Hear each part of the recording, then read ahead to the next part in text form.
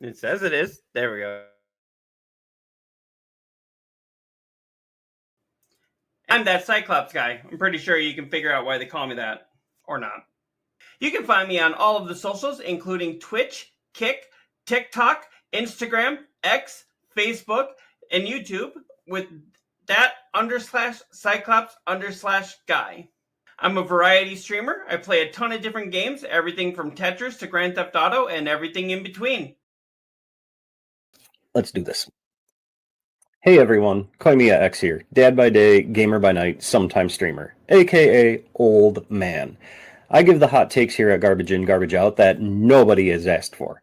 I am a variety streamer that has been streaming for 13 years now.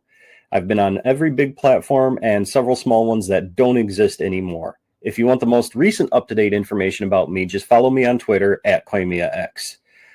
I like to collect autographed Funko Pops, football jerseys, and comics. What's up, losers? Neodeath here, and welcome to my graveyard. I'm the third host of Garbage In, Garbage Out.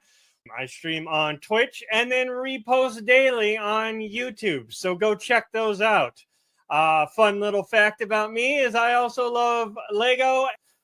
We've been having a blast doing this, communicating with fans, and also talking about gaming and entertainment news from the week. And we would like to welcome you to Garbage In, Garbage Out. What is going on? You know, I still love that whole "let's do this" thing that you do. Yeah, I need to update that though. I'm trying to figure out. So I'm trying to figure out why we we're supposed to be streaming to a new platform today, and it's not streaming to that platform. You need to step back out a little bit? No. It's my beam that's not connecting. I'm trying to figure out why.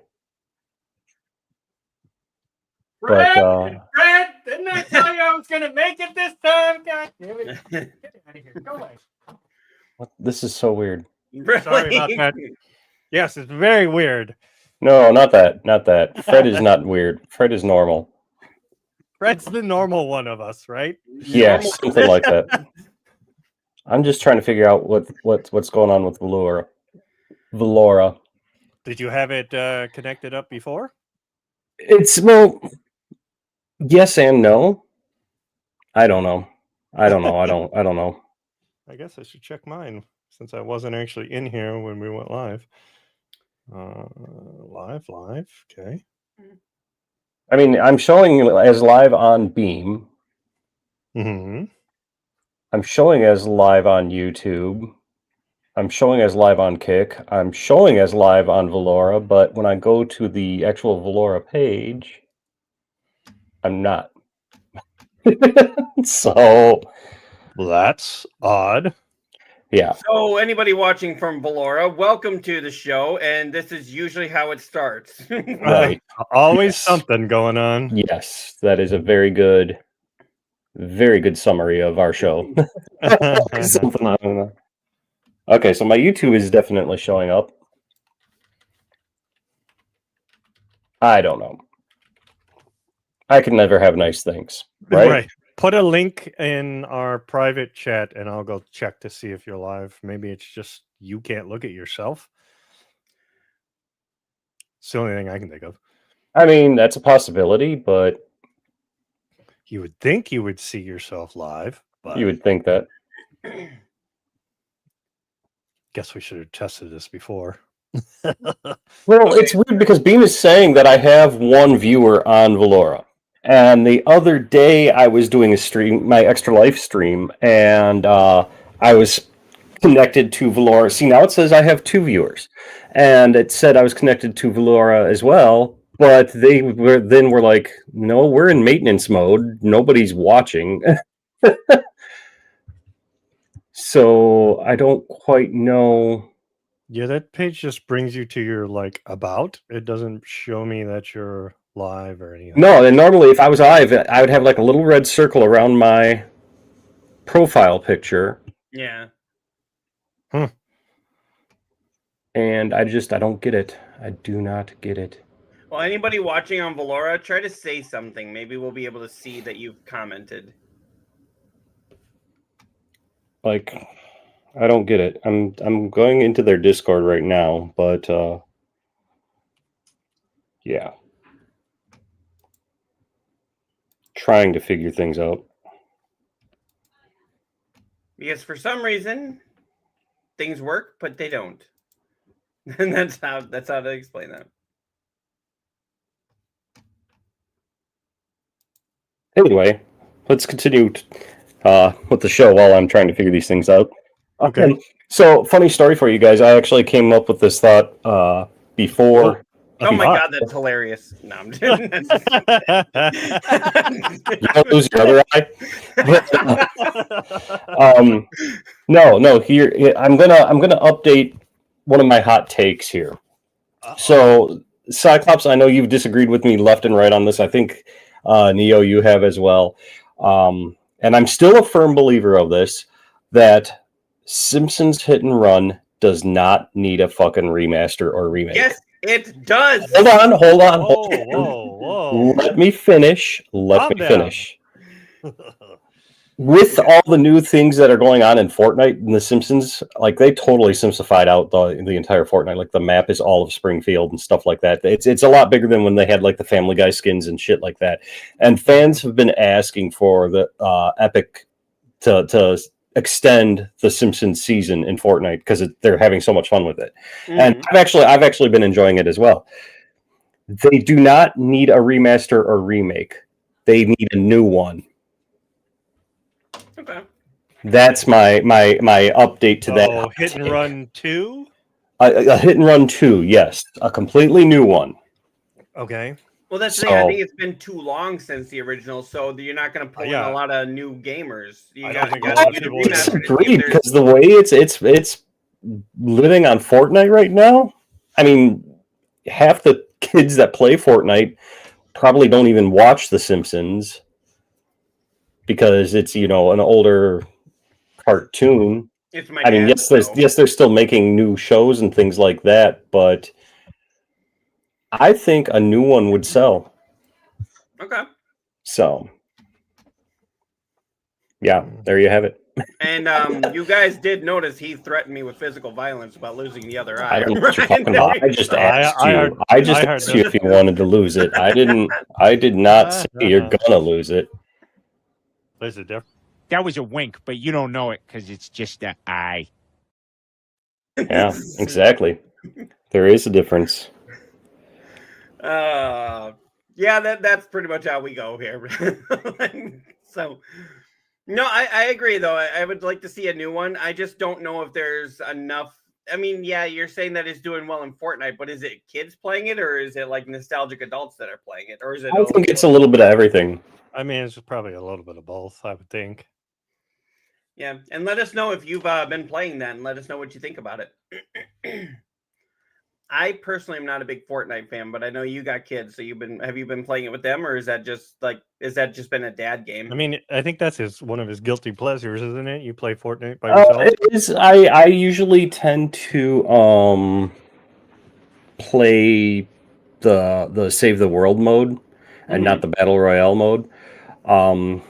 It's kind of like a White Whale Platinum trophy for me, and but a lot of it is tied in with Save the World, so it's harder to find people that are playing that because that is like the paid portion of Fortnite, which cracks me up. Is like you'll get people who'll drop thousands of dollars on the skins and the battle passes and all that, but pay to play Fortnite. You fuck out of here with that.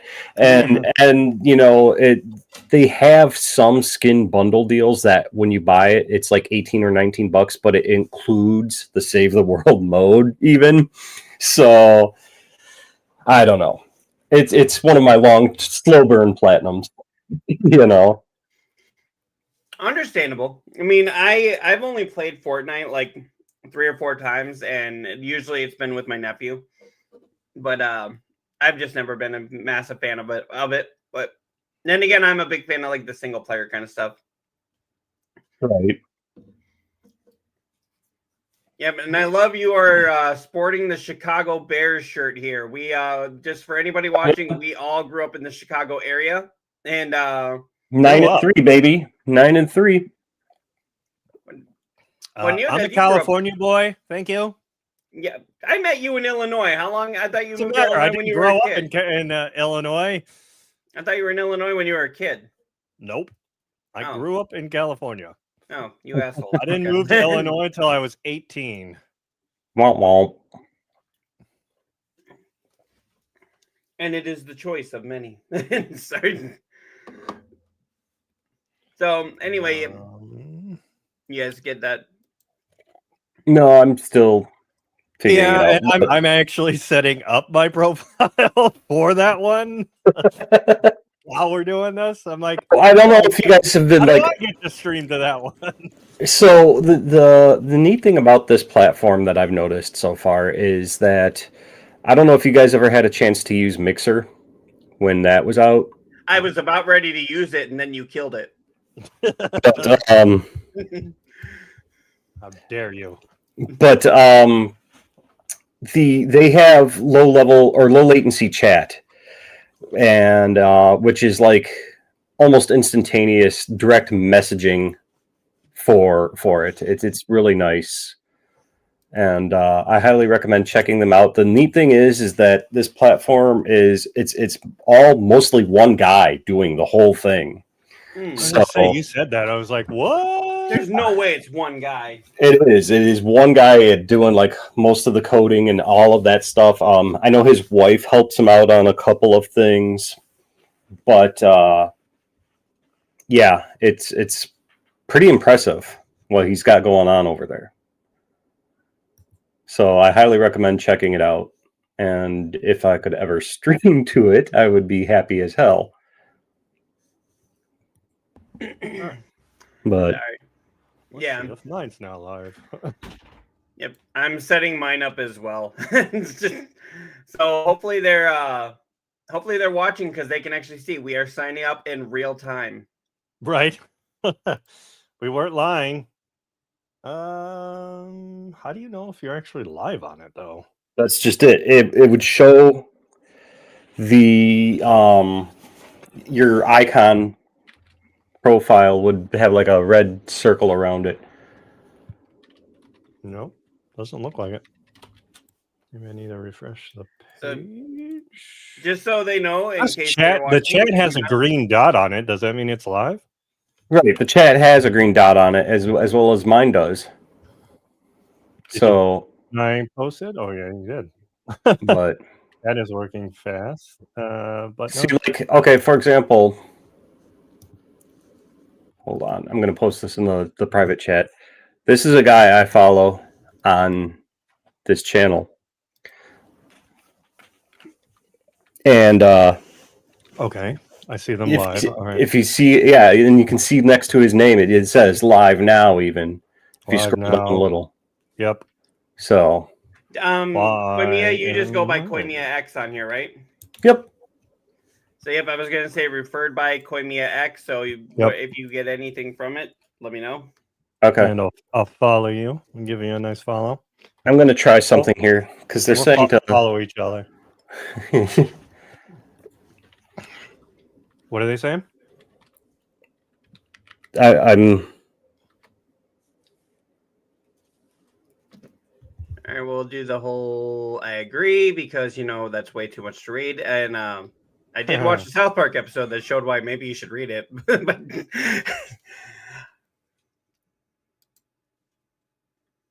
I'm trying a different thing here. Okay.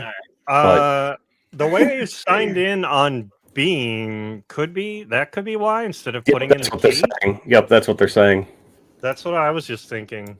I'm trying the The other way, other way now. Yeah. putting it in manual. That's what I was Yep. thinking. Okay. That's what I thought I was gonna have to do, and then it just like, oh, you can just sign in and you work, but apparently not. Yeah. No, I'm trying the old school way now. this is not usually how this show goes. But No, it is not at all. No, there's way more technical issues usually. You're right. Yeah, exactly. Yeah. Yeah, this is actually pretty smooth sailing for. Ip. Do not say the words. You'll break it. Yeah, don't try to jinx us, dude. What the hell? Yeah.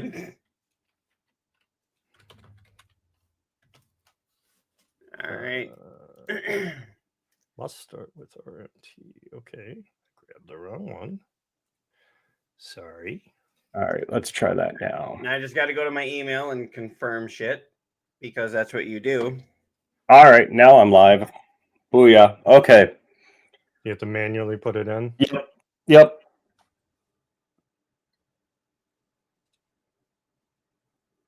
All right. All righty. Working on that. Wow, that's very instantaneous. Like I'm watching. Damn. That is awesome. It just asked me to do my YouTube in the pop-up window, and it's like I just did that, and it's not. You can doing skip anything. that if you want. I haven't done that. I Anyway, skipped that too. awesome. Now I'm cooking. Somebody's got I'm gonna skip that their right now. volume up because I can hear me in the background. Somebody's stream. Not mine. My name is T. Welcome. Thank you for helping me there briefly. Appreciate it. What the flying fuck? This is audio and video coming through flawlessly. Excellent. Although, here's the weird thing. I've noticed that since I had to use the manual thing, the chat is not coming through on the Kick Uni chat. Or not Kick, the Beam Unit chat. So I do have the chat for Valora pop up as well. So, anyway. Cool. Or did it go to the other email? How about we get this show going finally? Well, I'm trying.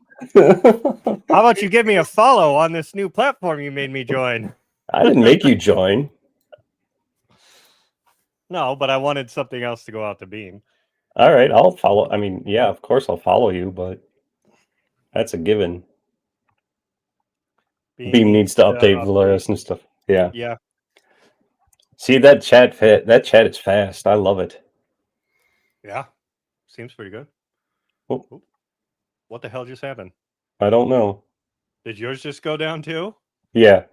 Yeah. That's funny. We both went down at the same time on the phone. Oh, I'm back. Okay. That's interesting.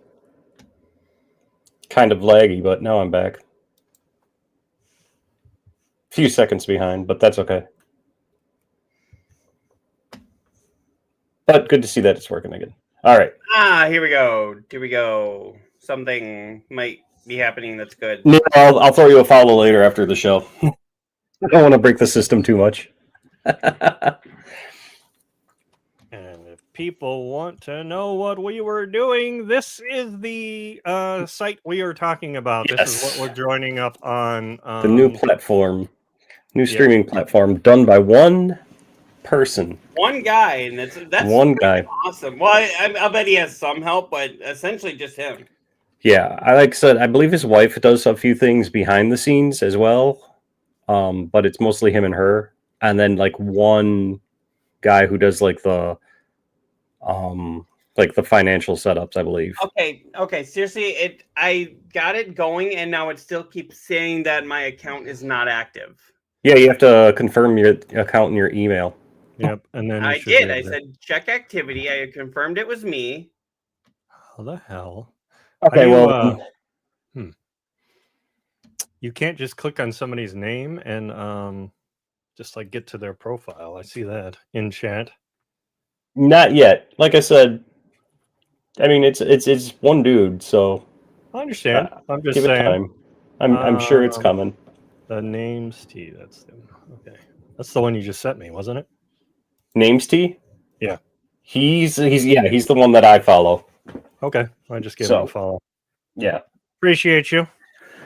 Yeah, he's the one that I follow. I'm going to be one of those people. Preach. And Yikes. I promise. I've actually seen My Name's T bouncing around between both the Valora Discord and the Beam Discord. So, Oh, okay. So he's Yeah. a friendly face in both. yes. He was Also, playing. Never trust the living. That's right. He was playing. What was it?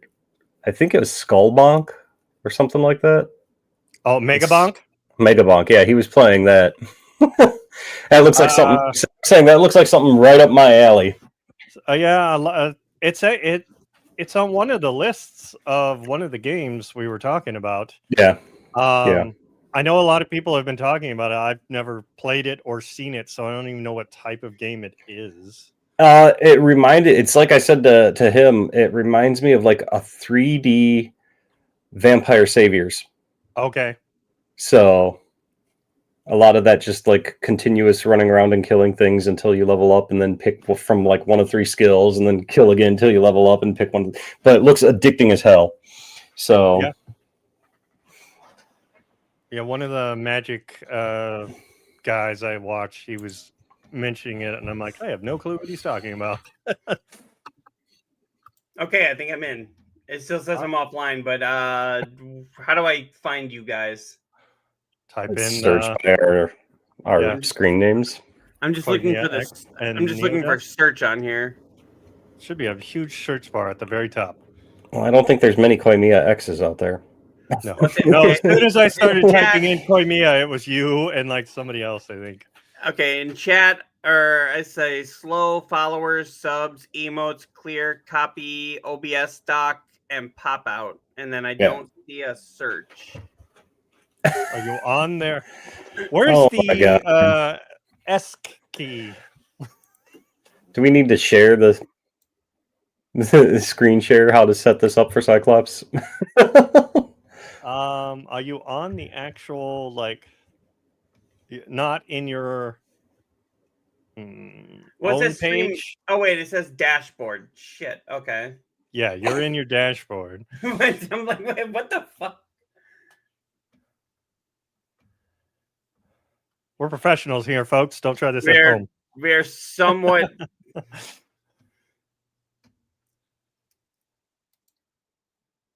You would think we would do this off screen and then start the show, but nope. Where's the fun in that? What fun would that be?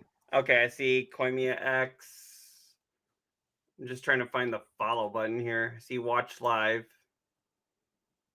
Should be by the It's name. a big button that says follow. It says subscribe, gift sub, follow. Do you know how the payouts work out on this one? I don't. I haven't looked into that too much yet. Okay.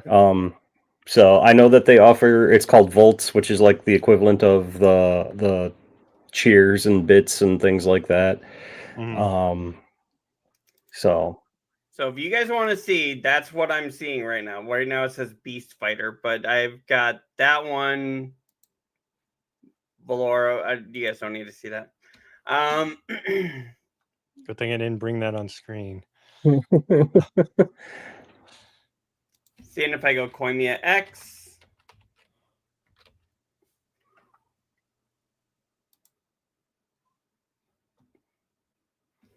And see, I don't... Scroll down a little, just a little, and you'll see his name. Keep going. Oh, there we go. Okay.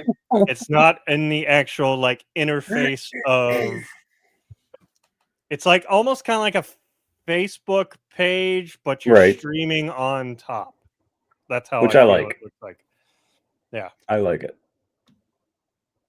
Hey, look at that. Cyclops just followed me. Great. There anyway. You go. I followed you both. If you both could follow me back, that would be great. After the show. I'll do it after the show. So what show? Oh, wait, we're doing a show? No way. We should have started, what, 20 minutes ago? It's usually how this goes. You wonder why we can never stick to 2 hours. So anyway, 23 minutes. Dan, let me Let's start the show. Welcome to the show, everybody. We're going to edit that out, right? It's live. You can't edit that out. That's not how that works. It's called editing on the fly. We need to learn how I to mean, do we were it. all editing on the fly by joining up for that and trying to get it to work through our beams. And anybody watching from Valora, I'm not going to start this with an apology. I'm going to start this by saying, welcome to the show. This is how we are. Yeah, this is pretty much the show. I literally said in their Discord, we are a fly by the seat of your pants show. It's like, I said, it's just three guys screwing around and having fun. Why, You know? why can we not get an audience? It's like because we can't keep anything straight and we don't do things professionally. It's like, well, not that. That's not the reason. We know we're not professional, you know, but I always thought that was kind of part of our charm. Was like, we could be the ones that people could actually see themselves as part. possibly, We have charm. yeah. I mean, I don't know about you, but I do. Okay. Well, at least one of us does. is that what that's called? Either that or diarrhea, one of the two. There you go, Johnny Confidence. Stream What the hell elements. is that? Death has unbecome us. Yes. What is So in there? the fantastic thing, it's a death counter, technically. Oh, So I have to reset it. And now That's you great. said the F I use word. it for every time I die in a thing. I was using it that way. that's Okay. awesome. That's awesome. So, well, I Not understand. that anybody can see that, but this is what we're talking about. So, kind of get this started, I understand a lot of the country is getting hit with massive snowstorms. I guess, Koimiya, you're in an area that's getting massively hit, and I guess, Neodeath, you're going to get hit tonight, and we're supposed to get Yep. something tonight, but I don't know if it'll be real bad where I'm at. But Our winter Ours storm, is on the way.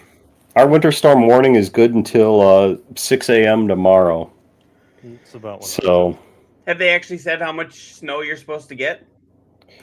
they were predicting between 6 to 10 inches. So Oh, wait, it's this way. My bad. yeah, 6 to 10 inches. Well, I see that every night. But there we go. no, you don't. No, you don't. No, we no. are not professional here. But yeah, and then what? Aren't you you're getting hit tonight though, Neodeath, right? Yeah, I think ours is actually supposed to start pretty damn soon here. Yeah, we got some chilly weather here. I'm down in Kentucky. We got some chilly weather here, and it has been raining, but they said we're supposed to get like a little bit of a mix later, but apparently it's not gonna be terribly bad, but it's we're not getting it like Koimiya is, but it's coming our way. I mean, we've had, at least here, we've had a pretty mild winter so far. Like, we had one snowfall, and it wasn't much and was gone by the next day. Okay. Even, like, for us Midwesterners, you know how Halloween's usually, we have to wear a coat over the costume. This year, it was and pretty in a warm. snowsuit. Yeah. So it's been pretty mild. I know. I don't know. Like, I think someone said this is supposed to be an El Nino year. Yeah, which is usually a wetter year than normal, Yeah. or more precipitation. And then what is the other one? La Nina or whatever. Yeah. That's like drier. Something like that. Something yeah. like that. Yeah, I don't know if that's exactly how it is, but basically that's the gist of it. I know here they were saying we're probably going to get more snow this year than last year, which last year we didn't really have a lot. Yeah. But the first year I was here, we got like one snowfall and that was it. But next year after that, it was like it stuck around and it snowed a few times. But now they're saying we're really going to get hit this year. And I'm like, well, let's just see what happens. Right. And I know, not to get political and whatnot, but everybody's talking about climate change. You can see that winter now starts, later and goes way into like, April and May. We're getting fucking snow still, and it's still colder. You can see that the seasons have changed. And even like August used to be like the hottest month of the summer, and now it's kind of shifted more July. It used to be some April observations. showers bring May flowers, and now it's going to be like May Snows. snowstorms. You know, Kill Yeah. you, flowers. Don't plant them yet. Right. Well, I know there was some parts I don't know where it is in relation to my location, but I saw on the Wisconsin Reddit page somebody had posted a picture that they've gotten 32 inches of snow. Jesus. Yeah. and it's not even December yet. You know, Yeah, I don't know where that is in relation to like I'm at in Wisconsin, but yeah, this place in Wisconsin got 32 inches of snow. I wonder if that's maybe more north, like up towards the Ashland area. That's kind of by the Canadian border. Oh, that could be. It could I'll see be. I'll see if I can find it and But I know the like- snowstorms that was hitting Chicago. I know that was hitting Wisconsin right now. Is like the further north you went, the colder it got, but the less snow you got, and the more south you went, Well, I didn't mean, get it's got to quite be a as cold. certain, temperature. If it gets too cold, then it just doesn't snow as much. You get more Right, of the usually. ice. Well, yeah, where it rained and then that freezes and you get ice and maybe a little snow on Yeah. that, which is actually worse. I'd hate to have to fucking deal with that. I have dealt with it before, but Yeah, because my in-laws actually live up near that area. They own a camping ground up there, and they were saying how that it always seemed like around May, June was when they could guarantee the ice was going away, and now they can't guarantee the ice will be away by the time it's time to open. right. Oh yeah, dude, that area that got hammered is like 3 hours north of me, like up near the UP border. Oh, the Upper Peninsula, yeah. Yeah, and they got 32 inches of snow up there. Okay, Better That than us. that does make Yeah. sense though, because that's closer to the Canadian border. Right. Right. They can keep it. Yeah. I'll take Have at the it, buddy. the 5 or I 6 inches that mean, I'm getting, but For the people that like to go skiing, snowboarding, that kind of stuff, they're probably loving that, right? If right. he's watching, Flyboy loves that kind of stuff. He's been on our show or been in the chat a bunch of times. He loves that kind of stuff. We'd be up in Wisconsin and we'd be complaining about the snow and the cold, and he'd be sitting there going like, "Bring it!" And then he'd be like, "I'm busy this weekend." We'd be like, "What? Everybody's going to be inside." And he's like, "Not me. I'm going to Right. Cascade." Right. Okay. Yeah, I was actually just watching YouTuber Brixie that does Lego. He was just posting a video that he did for snowboarding up by him, and he's in Canada. I was like, oh, okay. Not something I would want to do, but have at it. Right. He's invited me to go snowboarding, and I'm like, "Dude, you'd be pretty much sitting on the bunny hill with me." And I'd be sitting there going like, French fry, pizza, French fry, pizza. The South Park reference there. If you French Don't fry know when that you're one. supposed to pizza, you're going to have a bad time. I remember that one. Mm-hmm. Steven Bush. It's like these bullies started messing with Stan, and it was like all about Heather. And it's like, you don't know Heather. He's got Heather. You don't know Heather. I know. Actually, Stars. I remember that episode. I wrote a song about you. Stan Darsh, Darsh, Darsh, Stan Darsh. South Park. I have not seen the South Park most recent episode, so I cannot do a Cyclops review on it, unfortunately. But speaking of that, I was reading today that the newest episode had an Arc Raiders mention. Have either of you played Arc Raiders at all, by the way? I've No. seen it played, but I haven't played it myself. I played some of the beta. It's pretty fun. I'm not big into the whole extraction shooter type aspect of it though, like mainly because I suck at PvP games. So that was I was happy to see that, but or not happy to see that, but the game itself is fun otherwise. And what I was trying to get at was they mentioned it in the newest episode of South Park, and I was reading today that because I guess they have clips of the game even in it, and they literally did that 2 days before the show aired. Mm-hmm. And I've always heard that South Park is like right up to the last second with some of their shit before going to air. So, That's crazy that the turnaround on that is like that much. Well, they did that. I heard that when, and not to get political, but when Trump won the election the first time, they were actually thinking that Hillary was going to win. And the next episode of South Park was supposed to be the night after the election. So they had it all set up. The whole show was set up that, Hillary was going to win, da da da. And when Trump won, they had to go in last minute and work all night to redo some dialogue, redo a couple of scenes, and you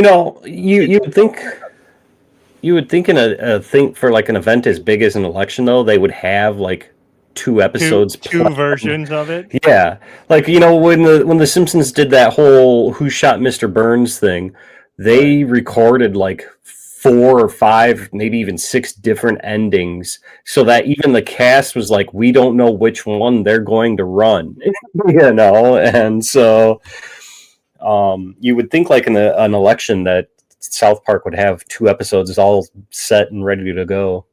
Right. Well, I mean, it's already stressful enough for them to get 1 episode going. I mean, True. Let alone 2. Right. So, but yeah, I know that they did it for that one, and I know they said for the one recently where Christy Nome was running around shooting animals and everything. I guess the last scene that you see when the credits were running actually wasn't run when they were airing it on Comedy Central. They put that specifically for Paramount. And when she goes into the pet shop. Yeah. Yeah, I heard about that. Yeah. Yeah. But I don't know if they added that after and just decided it would be funny, or if they planned on it and didn't get it in enough time. I don't know if they ever addressed that. Or maybe it was something where Comedy Central was like, we let you guys do a lot of shit, and that's just a little too far. A bit much. Hell, they had Cartman chopping up a kid's parents and feeding it to him. How would that be too far? Then again, here's the thing, though. They didn't really. I mean, they implied that he killed the kid's parents, but it was like all off screen. This at least even shows that her going into the pet shop, the gun flashes and all of that, and you hear the shots being fired and things like that. So that's the only explanation I could think of is why South Park wouldn't let that, or Comedy Central wouldn't let that slide versus the whole killing Scott Tenorman's parents off screen. Yeah. Okay. So I get it. But yeah, there's been a lot of interesting stories coming up here, and I know our friend Ryan is not going to be very happy about this, and I know I'm not either. But did you guys hear about the Teenage Mutant Ninja Turtles movie? Yes. The Last Ronin? Yeah, that it's postponed? Yes. Or delayed? Yeah. Yeah, I heard. Yeah, I couldn't get a source on where it said it was delayed, because at first it came out that it was completely canceled, like they weren't doing it anymore, and then someone else gave me the one, I think it was you, Koimiya, wasn't it? Yeah. That posted that it's not canceled, it's just postponed right now, which is also kind of the same. It's development hell. I got it right here. It's from Variety. Is where I pulled it from. They said the R-rated Last Ronin on hold at Paramount. Paramount as studio develops new live-action version. So it sounds like they're version of the Turtles or the Last Ronin. I think it sounded like it was going to be live-action, like more of a family-friendly Teenage Mutant Ninja Turtles. See. Why can't you do both? Like, why can't you put out the kids one and then do the grown-up one for the rest of us that want to see that story? Because that's a really good story. Well, right here, it says, Paramount is betting big with the Teenage Mutant Ninja Turtles. A new live-action film is in the works from producer Neil H. Morowitz, known for the studio's Sonic the Hedgehog series. No other details have been confirmed, so of course this is giving more about what they're about. But then it says here with the kid-friendly edict. I don't know if I said that right. In mind, Paramount is putting a pin in the plans for an R-rated live-action adaptation, Teenage Mutant Ninja Turtles: The Last Ronin, with the studio announced in 2004. I'm sorry, 2024. That project based on the bloody and intense graphic novel series that was developed by former Warner Brothers chief Walter Hamada and screenwriter Tyler Burton Smith with nobody. What is that? Nobody Helmer? I don't know how to say that name. Is that Isla? Wait, okay, so with this person, I'm not going to say that name. I'm going to butcher it. In Fair talks enough. to direct. Sources say the film remains in development as a project to revisit in the future, though it likely won't be anytime soon. So basically, they were working on it, and now they're just shoving it off to the side. They're not going to give the rights to anybody else to make it. They still want to make it, but it's going to be years out. It's in development hell, which happens to a lot of things, and then it just doesn't come to fruition. Kind of like, the Beetlejuice one. For the longest time, they said they were doing it, and we only just now finally got it. And look at what we ended up with. We ended up with a Piece of B-rated movie. It shit. wasn't a piece of shit. It wasn't that bad. Shit. It was not any. It didn't live up to the hype, I don't think. But it wasn't. It wasn't. You know what? I will even go as far as saying this. I got more laughs out of the Minecraft movie than I did from Beetlejuice. A lot of people liked Minecraft, dude. That was like $1 billion movie. No, I'm just saying. I enjoyed the Minecraft movie. Me. Yeah. Me. Jack Black, we're talking about here. I enjoyed that more than Beetlejuice. Okay. I know how you feel about Jack Black. So. Exactly. So, but I mean, I'm really disappointed because I was really looking forward to this. I'm like, yeah, finally a Teenage Mutant Ninja Turtles movie for adults, not just, changing things from the past or trying to get the kids in on it. It was like, it was a movie directly for us. Right. And now it'll hit when we're like 57. If even then. I don't think it'll hit. Okay. What I haven't heard though is where'd Koimiya go? Oh, okay. He dropped off. It's fine. What I haven't heard though is if we're still gonna get the Last Ronin video game. I think someone said they're still making the video game. In the one where I took my first thing of the game, the movie was canceled. That someone posted in there and said, "At least we're still getting the game." So that's at least something. Yeah, maybe. And I'm wondering if Nickelodeon will actually put their name on it because Nickelodeon owns the rights to the Teenage Mutant Ninja Turtles right now, but they don't usually put their name on R-rated or M-rated things. I mean, they'd still have to put the copyright, but yeah, I don't think it'd be like Nickelodeon, the big old, symbol and everything on top. No, because then you're gonna try and get kids to get on it. Oh, it's Teenage Mutant Ninja Turtles. What could go wrong here? Mommy, why are all the turtles dead? Yeah, actually, so my wife and I are heading to Indianapolis this weekend. And we're going to be seeing an old friend of hers and his wife and their child. And last time, shut up. And last time, thanks for the follow over on Valora. Last time we were there, I mentioned The Last Ronin, and he brought me off to the side, and he was like, "Hey, come here for a second." I was like, "What?" And he's like, my son is a massive fan of the Ninja Turtles, but when we read The Last Ronin to him, he actually screamed and cried. So don't bring that up.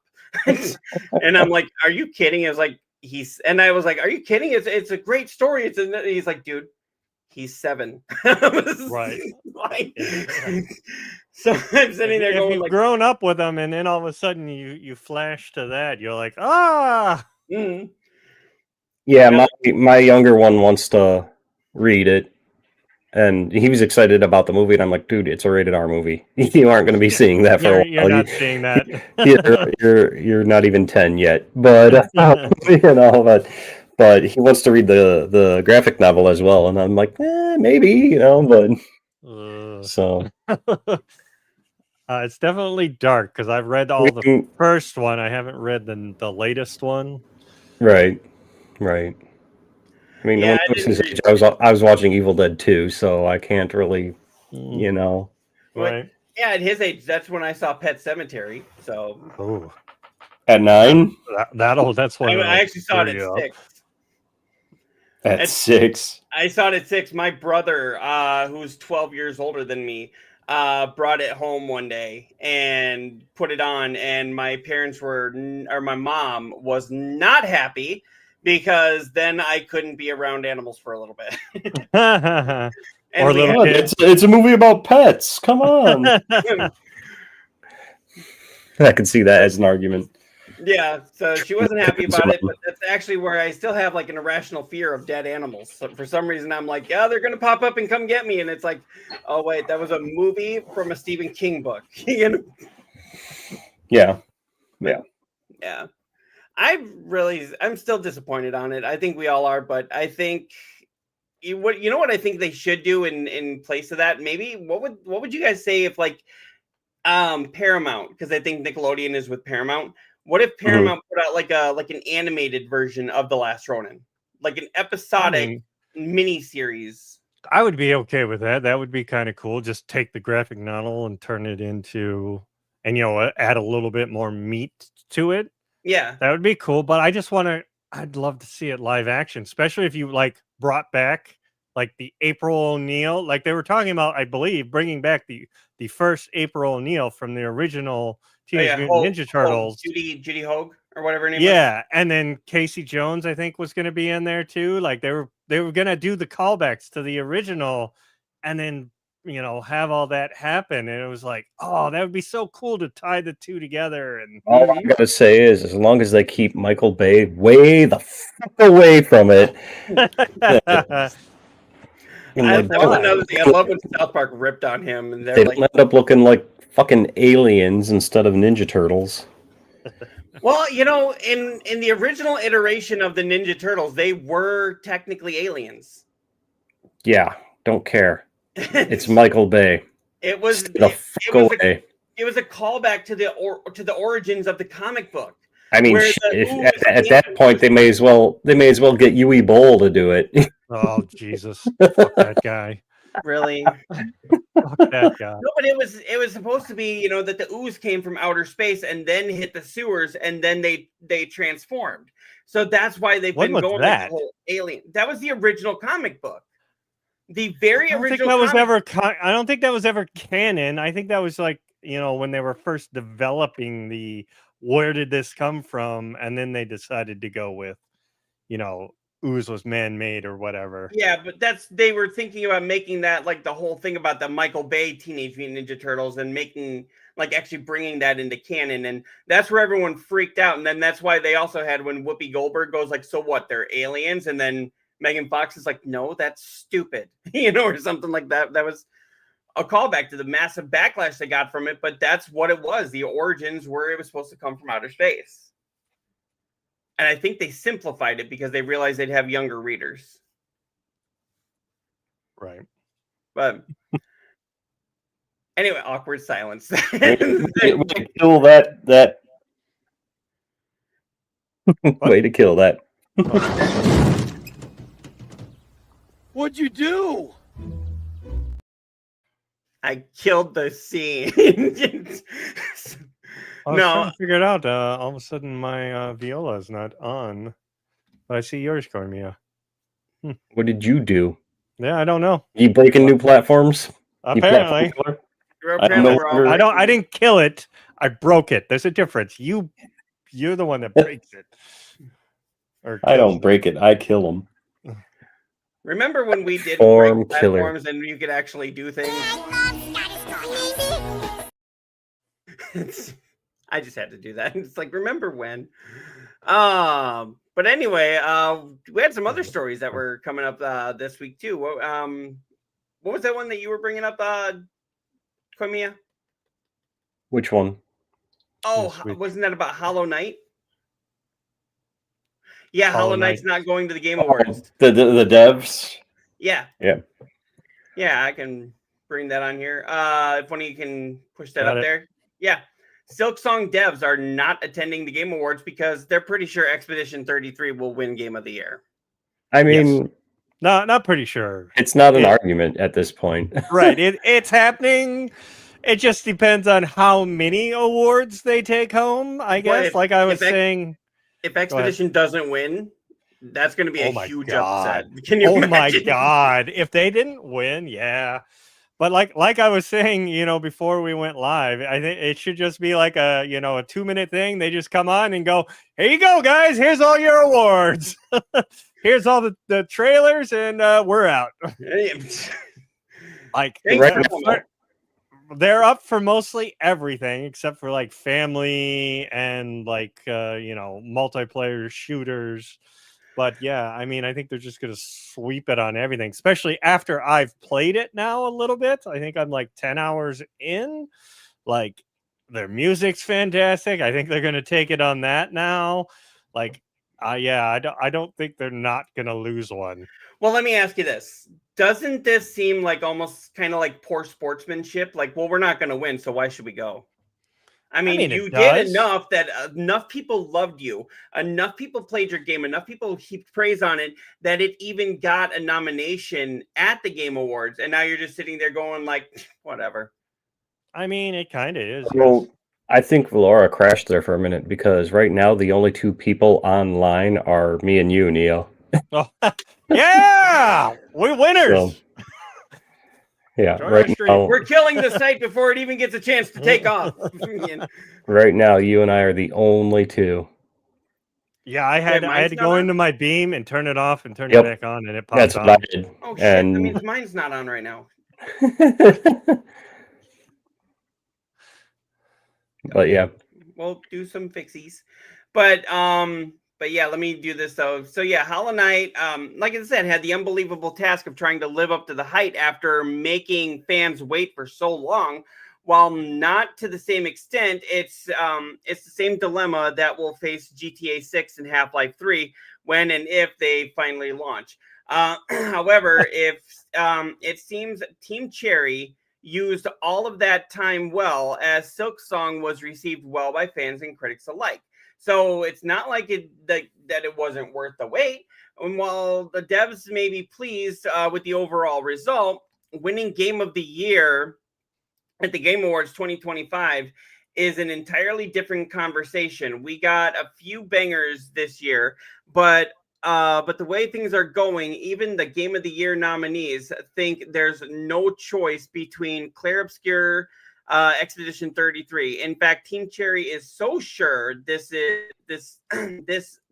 about this that it won't be attending the award ceremony at all. But I'm like, because they were nominated for other awards. You should have somebody there, be a good sport. Even if you know that you're not going to win, I would still say you were invited, so go. I mean, I'm taking my toys and I'm going home.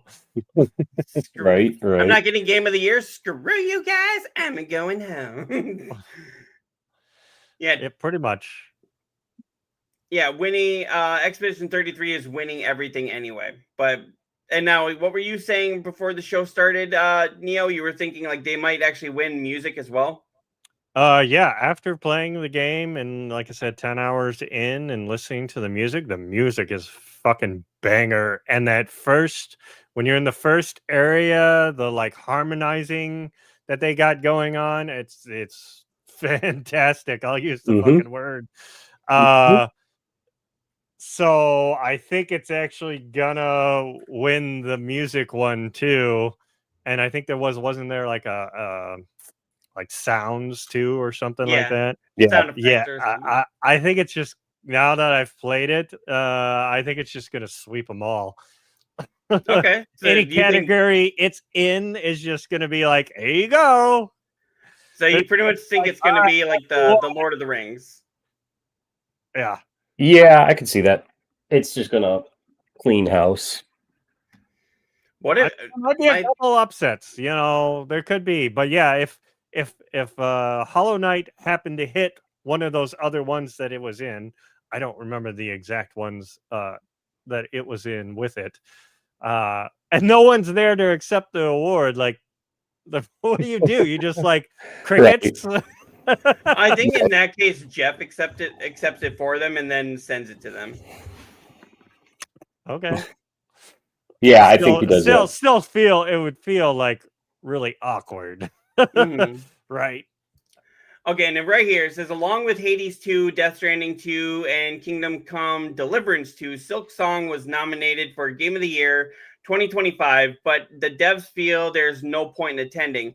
They're sure Expedition 33 is going to win it. Besides that, it seems there's still more Silk Song content to be worked on. So there's some DLC coming our way. I mean, that's just their excuse of why they're not there. Oh, we're working on more stuff for you. Nope, you guys are just sore losers. I don't like seeing that. It's just like like when you see it at the Oscars, like when somebody doesn't win and the person doesn't clap or cheer for them, it's like Or somebody lose gets is slapped. so yeah, or yeah. Hell, that wasn't even for an award. That was he didn't even get to the award part, but nobody paid any attention to anything after that. Nope. Can you tell me Slap what around Chris the Rock was? world.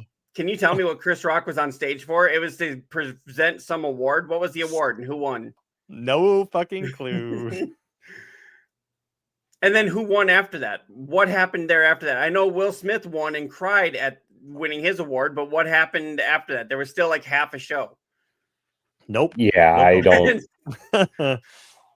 I mean, I didn't even watch the show. I just heard about it the next day and had to go watch it. Like, what the fuck happened? Oh, Right. okay. That was like all anybody talked about was the slap heard around the world. Right. I remember sitting on my couch. I actually went on Facebook and I saw like Will Smith slaps Chris Rock. I was like, oh, probably for a sketch or something. Nope. Oh, no, it's Nope. real. You know? I mean, yeah, no, it wasn't scripted or nothing. Like, A lot of people are telling Chris Rock like that he needs to forgive Will Smith, and I'm like, he got slapped in front of millions of people. He kind of got humiliated. He doesn't have to do shit. Yeah. Now it's sad because I know those two have been friends for a long time, so it would be nice to see them put it all behind them. But that's up to Chris. right. I mean, he's come out and apologized a couple times, but you know, Is he? I'm pretty sure he did. Yeah, he apologized like a few days after the awards. It wasn't immediately. It took a little while. And but he said he do was it. processing what happened. It's like, dude, you weren't traumatized. He was Right. traumatized. You're the one that did the trauma. So, But yeah, he apologized there. He apologized, I want to say, maybe the next day through a statement. And then like throughout the time, he's said how sorry he is that it should have never happened and all that in different interviews. So he has apologized publicly multiple times. And then he said that he reached out to Chris and he just got it back saying Chris will call him when he's ready to talk. Gotcha. So, and I'm like, yeah, I get that. One, Chris is busy. Two, you also humiliated him in front of millions of people all around the world. Gotcha. I mean, yeah. I'd be a little pissed. I would be too. right. But I like how he didn't press charges. But I told Rachel, my wife, I was like, you know why he didn't press charges? Because he probably didn't have the time. Do you have any idea how much time you'd have to sit in a police studio or a police office and do this, do that? The show must go on, right? Yeah. That's what I'm thinking anyway. Makes sense. But anyway, back to Claire Obscure. It was saying here, this was another thing we were talking about, that despite the JRPG love letter dominating award shows, Claire Obscure Expedition 33 creative lead insists that the game was not supposed to be big. I think they messed up on that. Yeah, just a little. I mean, the thing I love about it is like they basically, because I mean it was former devs from Ubisoft and a couple other studios, and they basically all just got together and went, you know what, fuck you, we're going to make the game we want. And it turned into this masterpiece, you know. So well, right here it says before the release, it's not going to be big, it's going to be cool. I think they got both. Yeah. Right. I mean, they did it wise too, where that, you know, I mean, Microsoft probably threw a bunch of money at them because it was a day one on Game Pass even. And I mean, as much as I, you know, I'm not a fan of Microsoft and their shenanigans, I'm sure that helped the game a lot. I'm sorry. Go ahead, Neoda. I was just gonna say, like, wasn't this like a small team of like 20 or 30 people that did this one? Yeah, there weren't many people. And yeah, it looks phenomenal when you're playing it. The only thing I have like little gripes about is like the visuals, like on your sides as you're running around. It'll have like flashes, and you're like, oh, is that a thing I can go pick up? No, like the lighting is a little off, and you keep thinking, oh, I'm missing something over there. Because I was just in the manor and I was like, this is a little too flashy. Yeah. The manor in the underwater area. Yes. Yeah, that's about as far as I've gotten. So Well, and that's something that can be fixed with a patch later on. Right. I mean, it's not a huge gripe. It's not like, oh, I'm not playing this game because I can't, So I it's not can't game see what the breaking. things are. there's a screen tears. Yeah. So Yeah.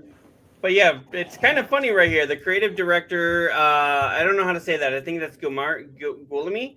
Brochet says his hit JRPG was never supposed to be big, so its immense success at the Golden Joysticks Awards has come as quite a shock.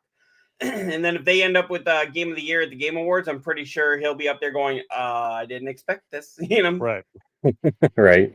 Yes, people don't realize that now it's become big, but before the launch, it was not supposed to be big. He says, I think we all felt the same thing. Like, it's going to be cool. It's not going to be big, but it's going to be cool. Well, why not both? See, and this is the thing. Maybe Ubisoft should take a hint or take a page out of these guys' book. Like, don't force what you think sells well, because obviously that doesn't always sell well. Do what you think is cool. Make the game you want to play. We need to get that clip from, what was it, Road to El Dorado? Both is good. Yeah. But Well, yeah, I was just about to ask, what do you think? Should games be more like indie, like smaller things, or should you have the triple A's where they're just, huge productions? Well, I think here's the thing: the triple A's need to listen, and a lot of them aren't anymore. Listen to what the fans want. Right. Everybody's like, nobody wants turn-based games. Well, fucking Claire Skier proved that wrong, and yes, we do. And it's like nobody wants, Remember, nobody wants single-player games. They all They want the live service. The developers think everybody wants live service. Everybody's going, no, we don't. And they want live service because that's what makes them, the big bucks, because it sucks people in thinking, well, I've got... Even that doesn't work. I mean, look at Concord. Near death, you froze. Yeah, he did. To pay for this to get whatever, right? Did I? Yeah, you're freezing up right now. It was like, oh. Now you're back, kind of. Yeah. It's your turn. Mwahaha. I think it's the wife's... I think the wife is on a net call also while we're trying to upload and do the things. Sorry. But yeah, I mean, like Koimiya was saying, but think about it. Like, they were all like, oh, everybody wants looter shooters. Everybody wants these, those kinds of games. And then when things like, Suicide Squad Kill the Justice League end up failing, and Concord ends up, oh my God, do we even need to mention Concord? And then they sit there and go like, oh, what happened? It's like, I know what happened. You didn't fucking listen to the audience. You didn't listen to the people that were going to buy it. I bought Concord. Yeah, I loved Concord. I just mean in general. For all of 2 days it was live? And the beta, yeah. But I mean, just look at what happened with those. And nobody wanted those. Nobody really wanted those. I know Koimiya wanted those. But nobody really asked for a lot of that. And then when they sit there and fumble and fail, and they're sitting there going, oh, what happened? It's like, we told you this could happen. And they're like, oh, well, no, that means we should do another one. It's like, no, you should not. Right. Yeah, what was the other one? There was another kind of game. And okay, so I do think AAA does have their place, but I think I hate to say this, I kind of agree with David Jaffe. He was the developer, the guy that created God of War. He was saying that these bigger studios need to make some smaller games to, kind of bridge the gap between huge games. Either smaller games or, like you said, they just need to listen to your fucking fan base. Yep. And not just go, fuck them, we're doing whatever we want, and they'll buy it. Ha! Nope. Yep. Because I mean, we're not doing that anymore. I honestly, the new Call of Duty is out, right? Sure. Call of Duty. The new Black Ops 7. Ops 7, I think it came out like last week or something, but nobody's talking about it. That's exactly my point. Have you heard anything about it? Like, I see more ads for Battlefield than I do for Call of Duty. I saw some people playing it on Twitch, but it didn't seem like anybody was having that much fun. Sounds about right. But I mean, yeah, I've been seeing a lot of people have been raving about the new Battlefield, and I don't think even Call of Duty got any nominations at the Game Awards this year. And usually they dominate the multiplayer, the ongoing, and I think they like Warzone still got something, but I don't think the new Call of Duty 7 got anything. Yeah, I don't recall hearing anything about the game since it's launched. I think Activision needs to let Call of Duty just sit for a year or two and put out something else. Put out, a new True Crime. I'd love to see a new Medal of Honor. Yeah, put out a Medal of Honor. Bring that back. Yeah, we've talked about that one before. I know we have. And I'm still going to say it. Get Spielberg on the phone. Spielberg was involved in Medal of Honor. Well, the original one. I don't know how many of the others he had his fingers in, but giggity. Yeah. Yeah, but I know. You guys are first-person shooter fans, right? Some. I have to be in a mood. Yeah. I'd love to actually see a new Titanfall. Why they've never made Titanfall 3, I don't know. It was in development, then it got canceled. Yeah. Bitches, bastards, bitches and bastards. To be fair, I've never played any of the others, so I don't really have a hand in that. But I didn't play the original because it was online only, but I did play the story mode of the second one, and the story mode was fucking phenomenal. Gotcha. I mean, you hadn't really seen a whole lot of that before, where you could like jump from reality to reality without any kind of screen tearing or without having to hit a special, like 4-button combo to do it. You could just hit this one button and you were in this reality. Then you hit another button, you were in this reality. Here these people were alive, moments before, and here they were completely dead and like completely rotting. And it was like, it was just so, and it was like, okay, so what if I shoot him in this reality, but he's alive in this one? But now in this one, he's a rotting corpse. In this one, he's shooting at me, Gotcha. And you can do it at the click of one button. But yeah, so we got some other stories here going on, but we were kind of bringing up the Game Awards. A lot of fans were upset about Ghost of Yotai getting snubbed for Game of the Year, but even Erika Ishii thinks another game should win. And just take a guess as to what that is. It's not Claire Obscure. Nope, I know what it is. I saw the interview. Yeah, that video right there. I saw that.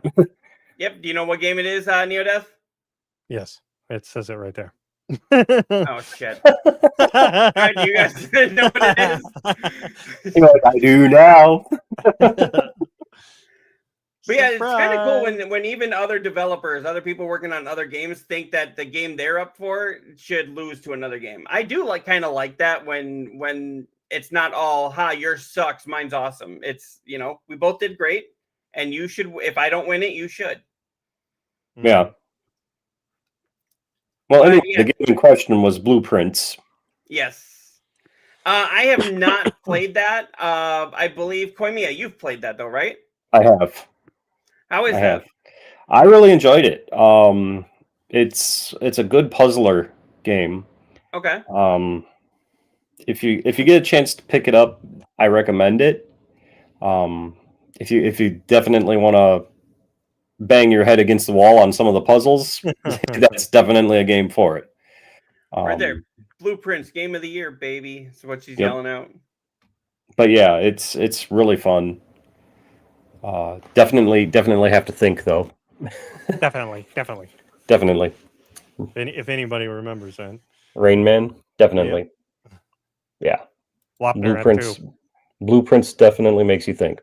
10 minutes to So. Wapner. Is that what you... Mm-hmm. But yeah, earlier this week at the Game Awards, nominees were finally revealed, presenting us with 6 very worthy Game of the Year candidates, as great as Clear Obscure, Donkey Kong Bonanza, Hollow Knight, Silk Song, and the rest of the nominees are, though. There is one AAA game that a lot of fans were surprised not to see on the lineup, Ghost of Yotai. Yote. Is it Yote? Yotai? I don't know how to say that right. I thought it was Heard it both ways. Well, Goy. We'll just say that. Including in the game. I've heard it both ways. Oh, okay. That's not helpful, is it? No, it's really not. Yeah. But yeah, up against Death Stranding 2, and it just tells you what it's up against here. Yeah, Erica Ishii. It would have been easy to say Ghost, but bless Ishii for being honest. That is awesome, though. So I'm going to take that down. Can you? Okay. Sorry, I'm fucking around with banners. No problem. I'm going to be doing that later here. Gotta make your page look good. Yeah. I gotta get it all smoothed out. I'm running a poll on it right now. Are you really? Because I thought that was kind of cool. Oh yeah, you can do all sorts of different things. See, I'm gonna be messing around with it later, but I'm really excited about it. I'm telling you that low latency chat is, since you guys have never had a chance to really use it, it is a game changer. It's like literally playing the game and getting a DM. That's how fast the chat is. Like, are you saying it's very eye-opening? No. Okay. Just stop. You guys ever watch New Girl? Stop, won't stop. I've seen the show. I didn't watch it religiously, but I've seen it.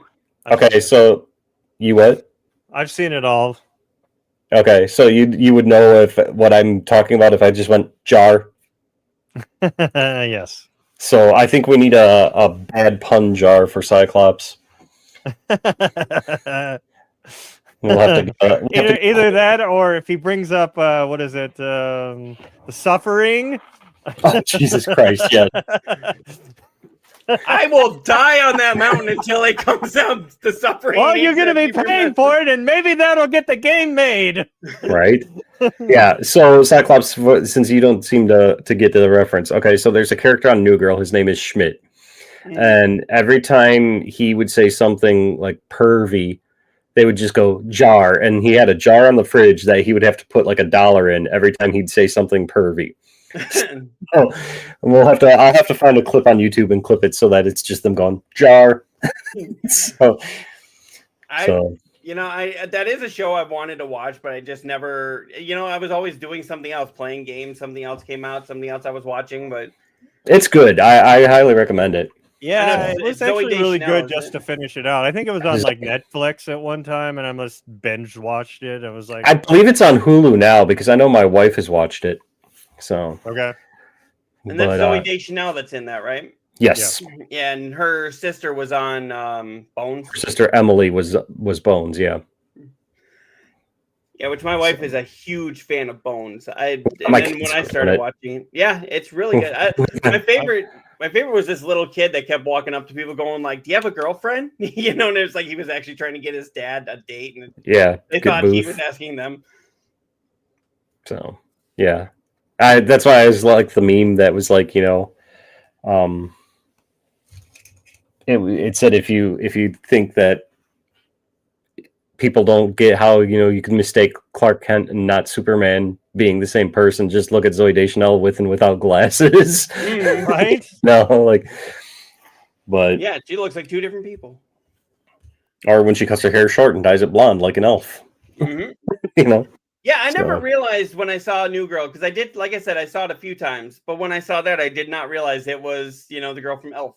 Yeah. Right. It wasn't until it was pointed out to me, I was like, oh my God. Oh my God, no way. Yeah, no way, dude. No way. I love that. South Park. Oh my god, no way. Let's see. What else do we have here? You're the one that has the stories. Yeah. Yeah. I posted it in the group so you guys could grab at them. Whoa, Where? whoa! Where? Easy there. Where did you post them? In the Facebook chat. In the Facebook chat. Oh, The night before or whatever. normally you have them in the notes on our. No, Yeah, yeah, I I didn't put 'em crashed there, out on but- that before. I know. I guess we should put it in the notes, right? or the private chat or something. Well, that's the thing. I can't put it in there the night before, but I can put it in there before we start going live. Right. So that we don't have mix-ups like Professional, we did today. Don't try this at home. Right. Or do, and then tell us how it worked. Because we don't know. Yeah, there was another thing. I know I was a big fan of this. Konami is actually plans to further expand the Silent Hill series beyond the Silent Hill 1 remake and Townfall. So I know when we were getting ready for the Holy show, ads. Like the writing is like itty bitty, and they got ads all over the goddamn screen. I know I don't like this. Like, Jesus Christ. Twisted, you need to fix this. This is Twisted Yeah. Voxel. Fix this. I mean, look, Silent Hill. Okay, that got your attention. Right. But you scroll down and I'm like, I can't read that. I don't got my glasses on, but I can see their fucking ads. They really want you to buy this Amazon fall asleep faster, feel calmer naturally, and whatever the fuck this is. And look, this the ad. It's all the same ad. 4 times.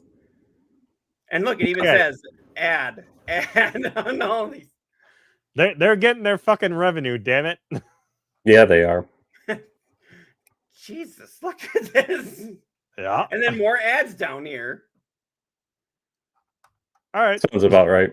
So we know they need money. Something, Jesus. I'm gonna try and get rid of some of these here. Because Yeah, some of them don't touch them. Don't touch them. Yeah. Then they just blow up and you take them to the new site. And all of a sudden, we're getting not safe for work. Right. And we are demonetized on YouTube. Wait, we're monetized? Yeah, we get 2 cents. Try to split that 3 ways. We do? No, we don't. He said 3 ways. I was going to say, I'm not monetized on YouTube. I don't think any of us. It's so hard to get monetized on YouTube. It used to be. I have a better chance of getting paid out on Valora than I do on YouTube. Right? Or any other. I was just joking platform. 2 months ago on Valora.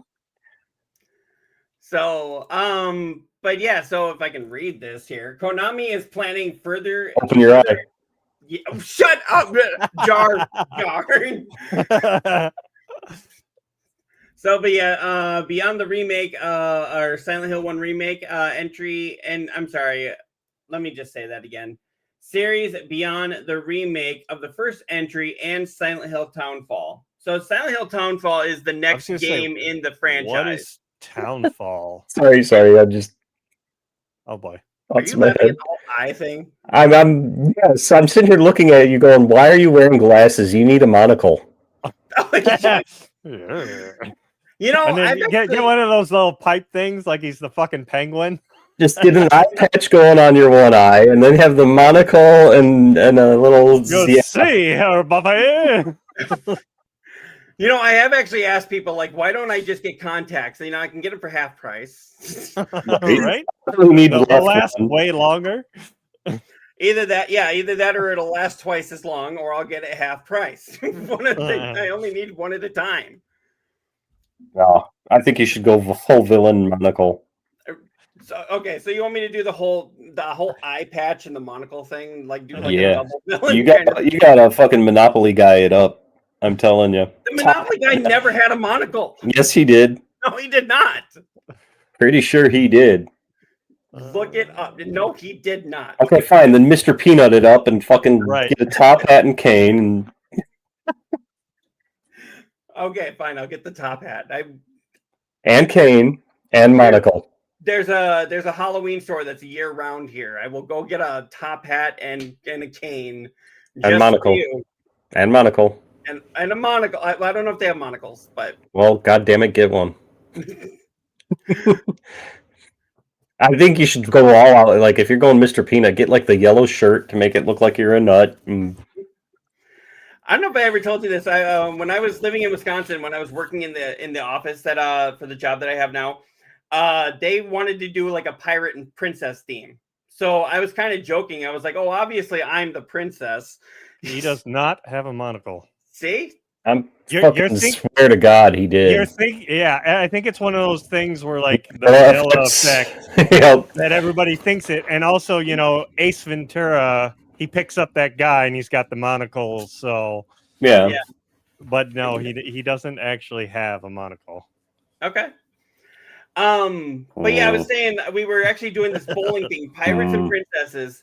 I was joking. I was like, "Oh, I'm obviously going to be the princess," and my coworker actually said, "Would you mind coming as a pirate?" And then he's like, "Can I ask you something without you getting offended?" And I looked at him. I was like, "You want me to wear the fucking patch, don't you?" And he's like, "Yeah." And he started laughing. I was like, "Okay, fine." So I showed up. I showed up as a pirate, and I had the patch. He's like, "Where's the patch?" So I was like, "Okay, here it is," and I put it over my good eye. You would. I did.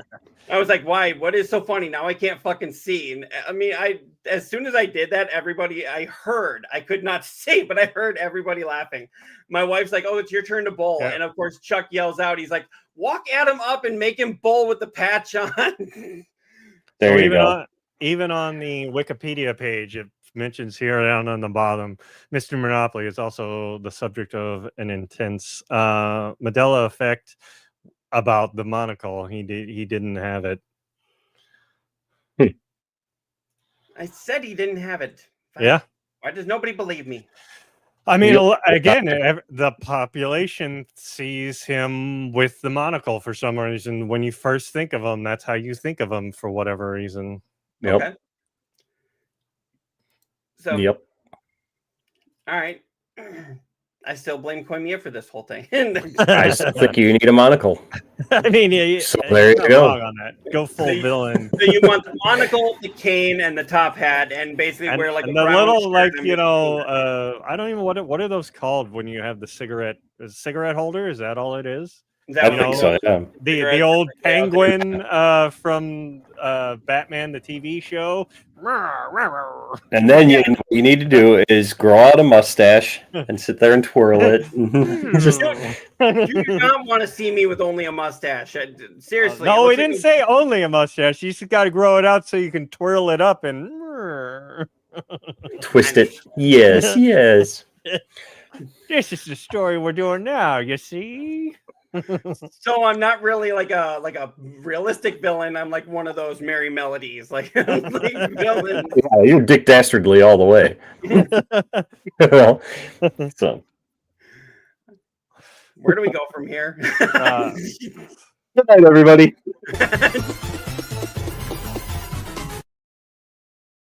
That works. Here. That's how we. Room two. Well, we were talking about Silent Hill here. Yeah, I don't know how the fuck we got on villains. Oh yeah, because the Monopoly guy somehow in there, and then that your head just went to the Yeah. It went to the monocle.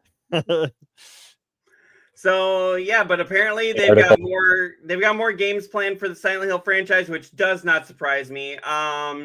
Says no, here, wait, before we got off on all that tangent, I was like, Townfall. What the fuck is Townfall? Yes. I don't know that one. Well, Yes. here it's the new. Was that the PSP one? Let me take a look here.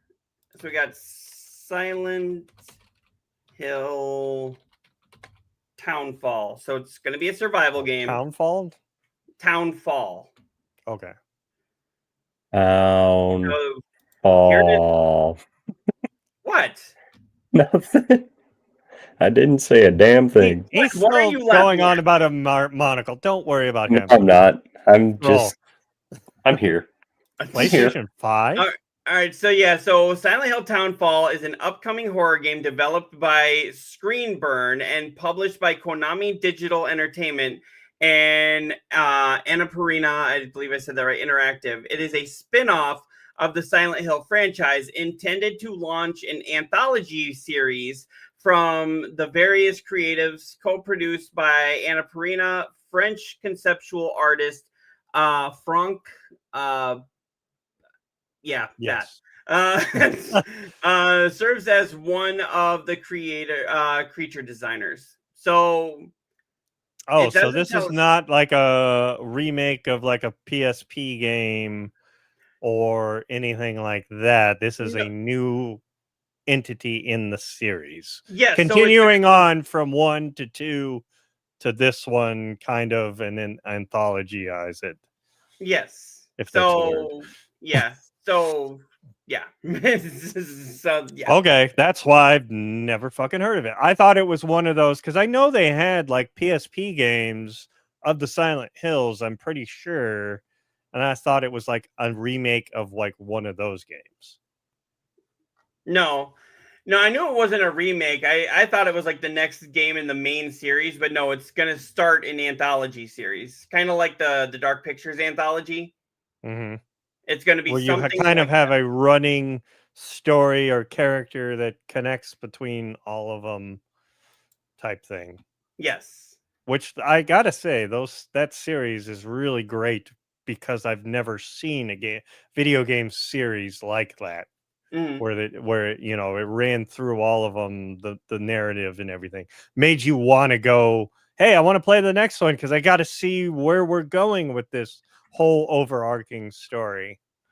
I'm really looking forward to their next one. They have Directive 8020. That was originally supposed to come out in October of this I was year, gonna but say it's now they're supposed to already saying, be out, but do yeah, they then have a release date anymore? I don't think looking they that up. do. I think I it just think said delayed and they never gave us till whatever date. no, right now it just says sometime in the first half of 2026. Yeah. So its original date was supposed to be October 2nd, and I don't know if they pushed it back because they didn't want to compete with the other games that were coming out. But right here, and of course, this is what people ask, and it says here sometime in the first half of 2026 for PC, PS5, and Xbox Series X and X and S. Okay. So Well, I will say I've loved all of these games. The only one that I wasn't a massive fan of was that last one that they did, which was The Devil in Me. I don't think I played that one. I That's the played all one. the other ones with like my buddy. We would go through them and just have fun with it, and then I'd go back through and like get the full plat. That's the only one I wasn't a massive fan of, and I don't know if it's maybe because it was a little too realistic, where the other ones had a very sci-fi feel to them. This was actually based on H.H. Holmes, the first serial yeah. killer. Right. Yeah, Wait, and what? it's like If it's based essentially on him, why the fuck didn't I play that one? this one could essentially be real. So it's like, oh god, this is almost a little too uncomfortable. But it's still great. I'm not saying don't play it. I'm saying play it, but just know it feels different than the other ones. Okay.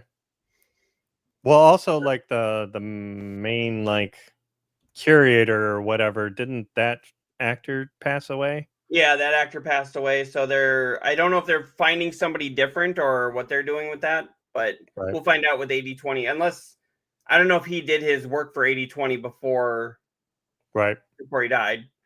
But at I least mean, it after. could be the reason they just needed to polish it up more because I know it's been delayed a couple times, that game. Yeah. So, yep, and I know Reanimal finally got their release date, which is going to be in February. So I'm hoping they don't launch Directive 2020 against Reanimal. Have you played the demo of that? Of Reanimal. Yeah. Yeah, it's really good. I liked it. Yeah, I saw there's a demo on the I don't even know PlayStation what Network. game you're talking about. So Reanimal. Reanimal. Thanks. It- Say it it's- slower. Maybe it'll all of a sudden hit in my head. Nope. Let me spell it out for Fred back there. Maybe we should do it in the ASMR version, like every animal. Did that ring any bells? No. Oh shit. Okay. Well, I've done all I can do. No, Which it's a wasn't lot. much. It was a game a lot like Little Nightmares 3. In fact, the team that worked on the first two Little Nightmares is doing Reanimal, Okay. and it's just like it. So why they didn't just do Little Nightmares 3, I don't know. But yeah, I'm really looking forward to that. I'm hoping they don't launch it against that, but if they do, whatever, because there'll only be about like $40 to $50 games. They're not going to be full price. Right. They're not. They're more indie. I could see Reanimal even being 30. It does look awesome, though. I'm super excited for that one. I might actually just do like Little Nightmares 3 Reanimal, like right back to back. I could see that. Yeah. I could see that. THQ Nordic does it? Okay.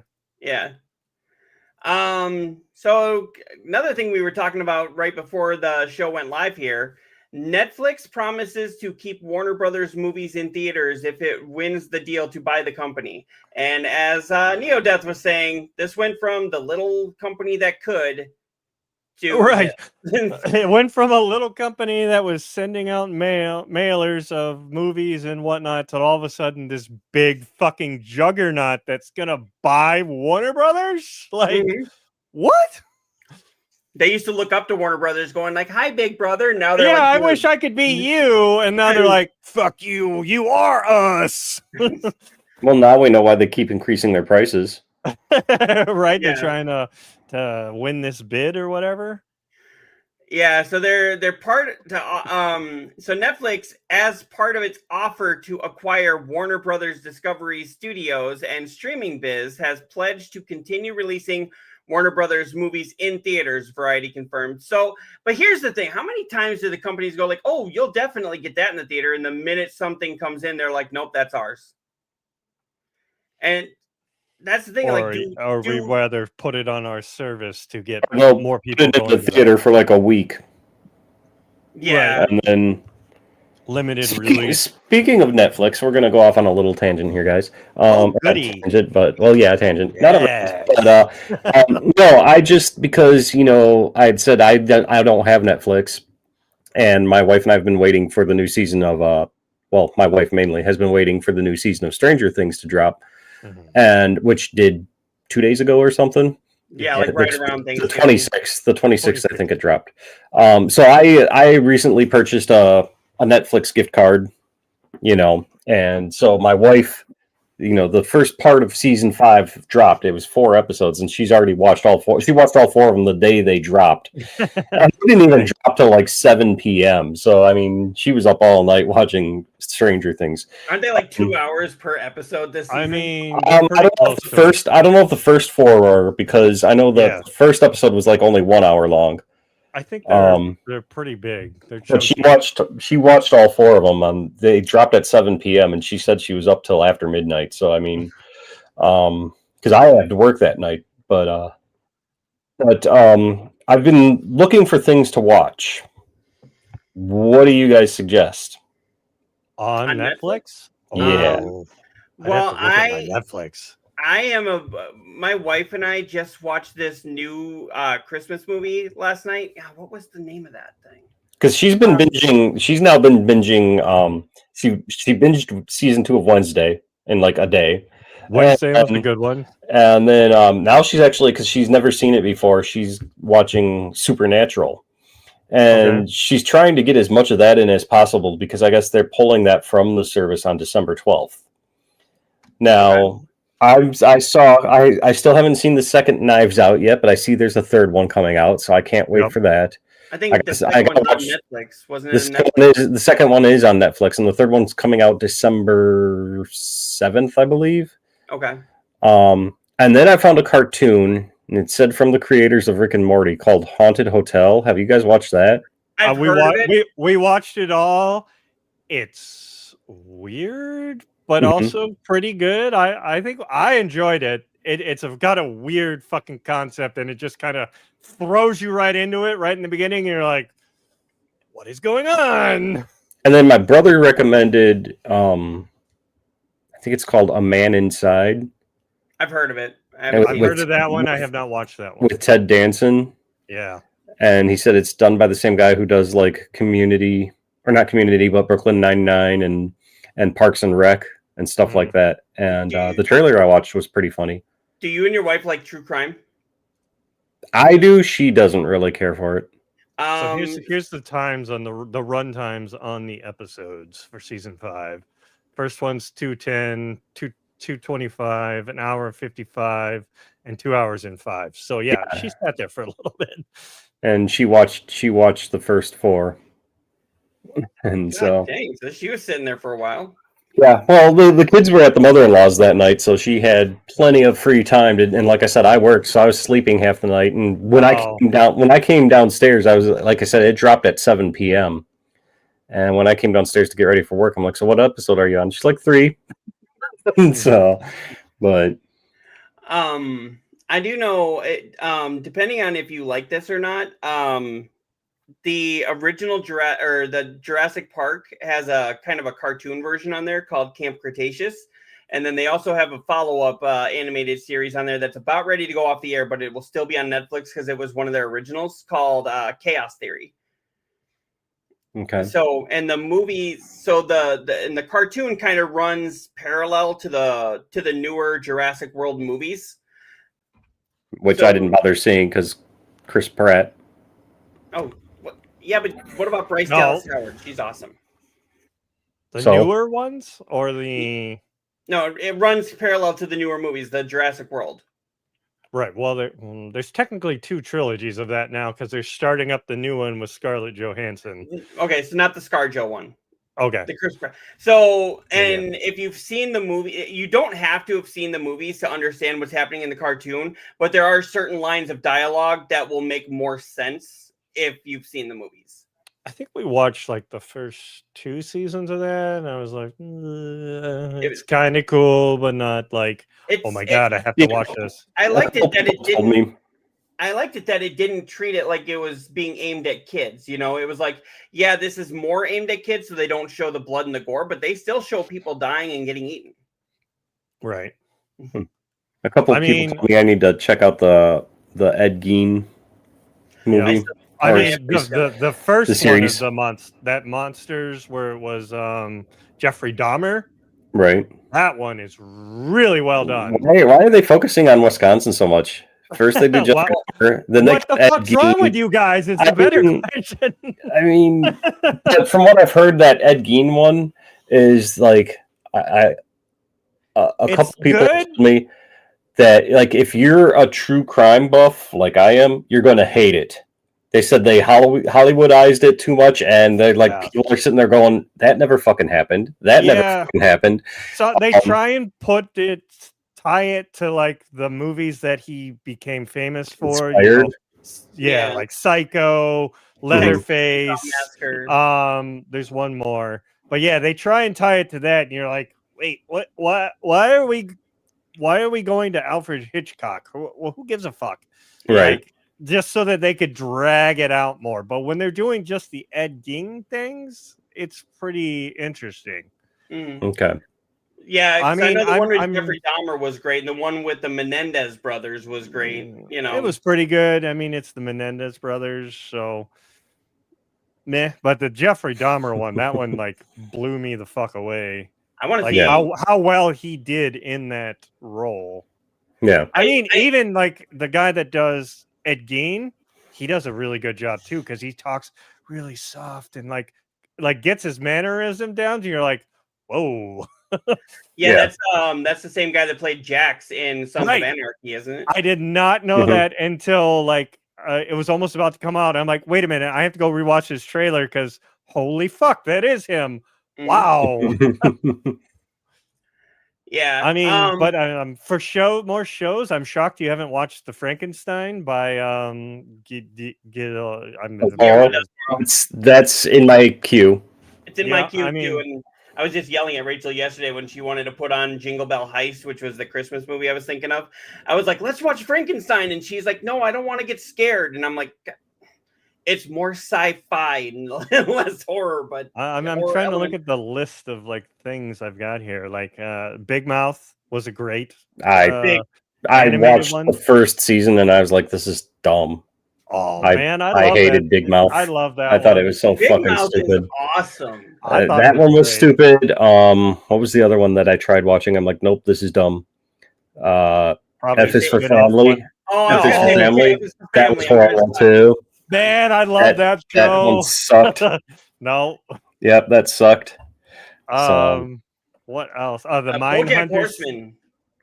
Mindhunter is in my queue. Mindhunter is a really good one, but be warned that it stops abruptly, and you're like, no, I want more. Hey, I mean, I'm used to shows doing that on Netflix. Look at Santa Clarita Diet. Oh my Right. god! Look Yep. at Glow. So, One Piece I've never watched One Piece ever. kid wants to watch that because I watched and the I quote, live action, and I was like, oh yeah, this is great. my kid wants to watch that because, and I quote, he stretches like Fantastic Four guy. I mean, So, I think pretty sure that one's pretty tame. I don't think they go. well, I mean, the too anime is wild. pretty good too. So, See, I know nothing about the anime. I don't want to watch but- the live action Cowboy Bebop because I know it'll just piss me off. The anime for Castlevania was pretty good. At least the first season. That's in my queue. Yeah, I didn't watch them, but yeah, it's still in my queue. Again, I don't know how soon I'll get into it, but I do have Happy Gilmore 2 in my queue.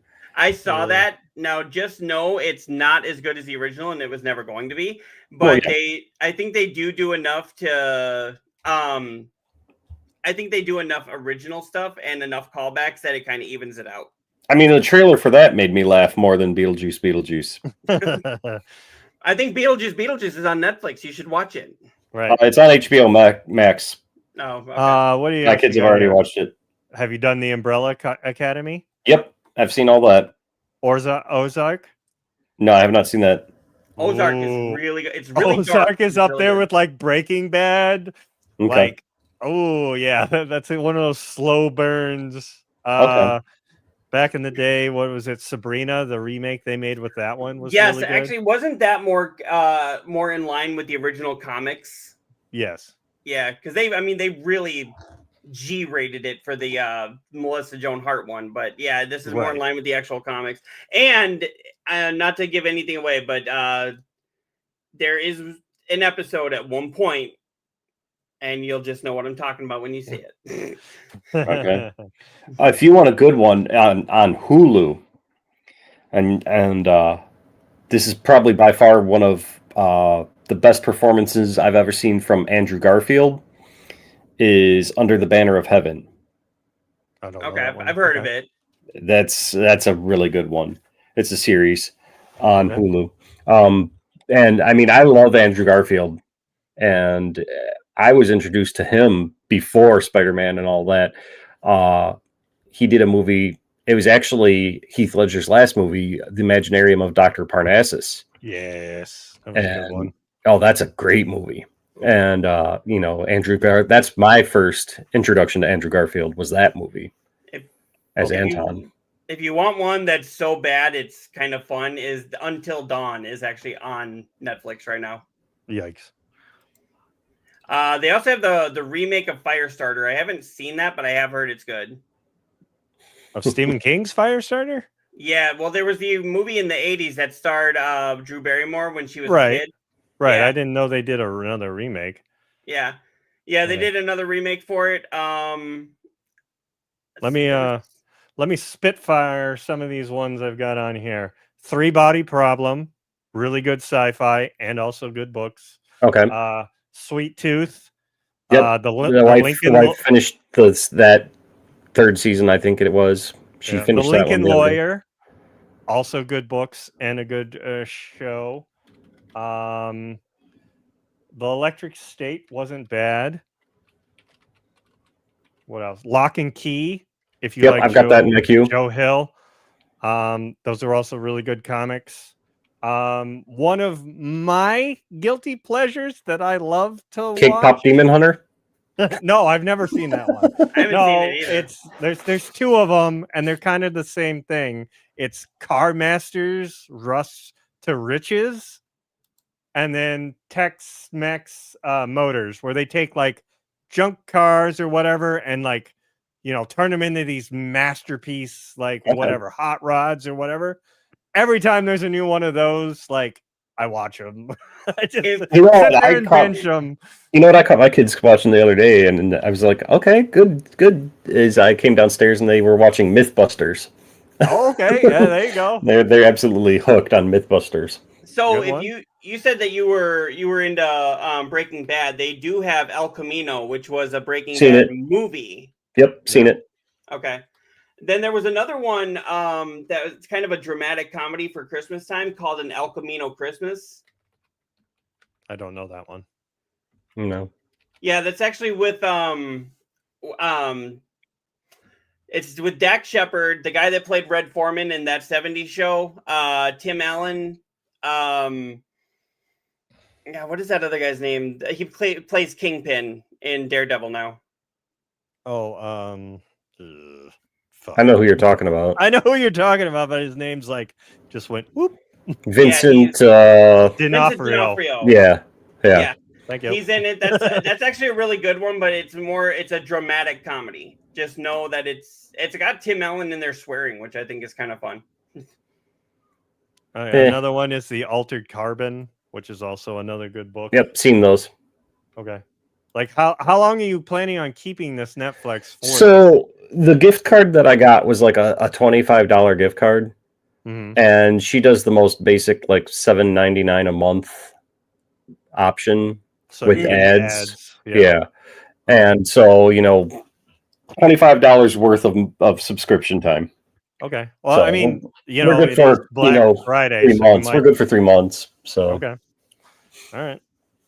Yeah, I think we've given you plenty to watch there. Yeah, I know right now, like a lot of those services, they offer decent deals. Like, I think my Paramount one last year, I bought for like $20 for the whole year. And I went to go cancel it. And they're like, well, for $40 this year, you can have it for another year. I'm like, oh, fine. Sons of bitches. You got me. There's also, if you're into like fun, kind of stupid horror, they do have the Fear Street movies are on there too. Yeah, those are actually really good for being L.R. Stein. Yeah. Yeah, let me see. There was like 4 of them, I want to say. Yeah, there's one that just came out. I haven't watched it. I think Prom Queen is the latest one. Prom Queen is the latest one. Then there was Fear Street Part 1, 1994. Fear Street Part 2, which was 1978. And then there was Fear Street Part 3, which was 1666. And that was one main story that ran through all 3 of those movies. Then Prom Queen kind of started its own thing, but they haven't. I thought they were going to release 3 more, but apparently there's only releasing them one at a time, and now they're working on another one. Oh, okay. I mean, and then you got the the comedy specials that are only Netflix exclusives. Mm-hmm. There's tons of those. Yeah. So yeah, definitely check those out. I really enjoy them. Yeah, I mean, there's also like. I know I've not watched it, but I know a lot of people are rave about it. Trailer Park Boys. I haven't seen it. Yeah, neither have I, but they're all on there, I believe. And I still haven't seen Letterkenny. That's another one I believe that's on there. What the hell is wrong with you? No, the Letterkenny's on Hulu. Oh, is it? Okay. Yep. And then I haven't seen the animated one, Little Kenny, either. Yeah, don't even bother with that. It's kind of pointless, actually. They're not really even like full episodes. They're like 3-minute shorts. Oh, okay. Well, also just would be and the spin-off Shorzy, and you'll be good. Okay. The last one would be The Sandman. If you didn't watch those. Okay. I mean, the House of Guinness is a newer one that I put on my list that looks pretty good, and that like old timey. But talking about Guinness and whatnot, their family, check that one out. Might be good. And then Wayward, which is another newer one that we haven't actually watched, but trailers looked really good. Okay. Oh yeah, we were doing a show, weren't we? Yeah, I guess we're doing a show. We're not just like fanboying out about what to watch. Okay, Netflix, you owe us a sponsorship. But the Stranger Things, I want to watch the new season, but I was telling the wife, I'm like, I don't remember what's happened. We need to like either get a refresher, or we just need to re-binge like the entire series real quick. I know that the producers put out like a a list I mean- of like watch these specific episodes Oh, okay. to be like the most like That would be the interesting. ones that aren't filler, that Right. pertain to the main seasons. But it'd still be kind of cool to just kind of binge through the whole thing again and be like up to date. Yeah, because that's what I'm gonna have to do. I'm gonna have to binge the whole thing because I haven't watched it since season 3. Oh, you're even further than I am. I watched all of them up until now, but it's like I kind of remember what happened, and I could just go on like Screen Crush, which is one of the YouTubers that I like to. They break down a lot of stuff where he takes all the episodes and just slams it into here's what you need to know in 13 minutes type thing. But I kind of want to just rewatch it again just to get familiar. And it's just a decent series that you can rewatch and be like, oh yeah, especially like when I first watched it, I watched it at night. Like you get that atmosphere of ooh, it's all spooky and shit. Yeah, so there's 4 episodes that the Duffer Brothers, I think that's their name. The Duffer Brothers said are the most important to rewatch. Oh. Maybe we 2 could just do that. 2 in season 2 and 2 in season 4. They said to watch season 2 episode 4, season 2 episode 6. Send me that article or whatever you're reading. Yeah. Season 4 episode 7 and season 4 episode 9. Let me put it up on here. I just pulled it up off of a post on Reddit. Okay. Here, Now, it is worth noting here, it says Netflix's 2-hour Stranger Things finale will hit cinemas on New Year's Eve and New Year's Day as the episode simultaneously drops on Netflix on the streamer. The company also released a sing-along version of K-pop Demon Hunters, its most watched movie of the ever, in the U.S. theaters in August and then again over Halloween weekend.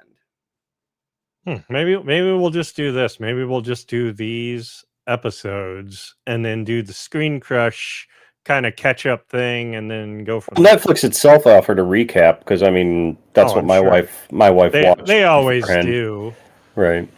But like I want to according be to the Duffer Brothers, those 4 episodes are like I mean, it the also main ones. It's not like I have to go watch those 4 episodes and then we can continue on the next day. We have to wait till fucking Christmas to get the rest of it anyways. Well, there's New 2 Year's parts that Christmas and New Year's. Right. So we could take the time and slow burn it and just, go through the whole season or all of them. Yeah. That was kind of my idea on it. But, I have to get off. Give a rat's ass about Stranger Things. I mean, it's a good series. The first season had me hooked from the get-go. I binged it myself and then was like, the person I was with at that time, hey, we have to watch this because it was really good. Yeah. But then I have to get off playing video games or streaming on here.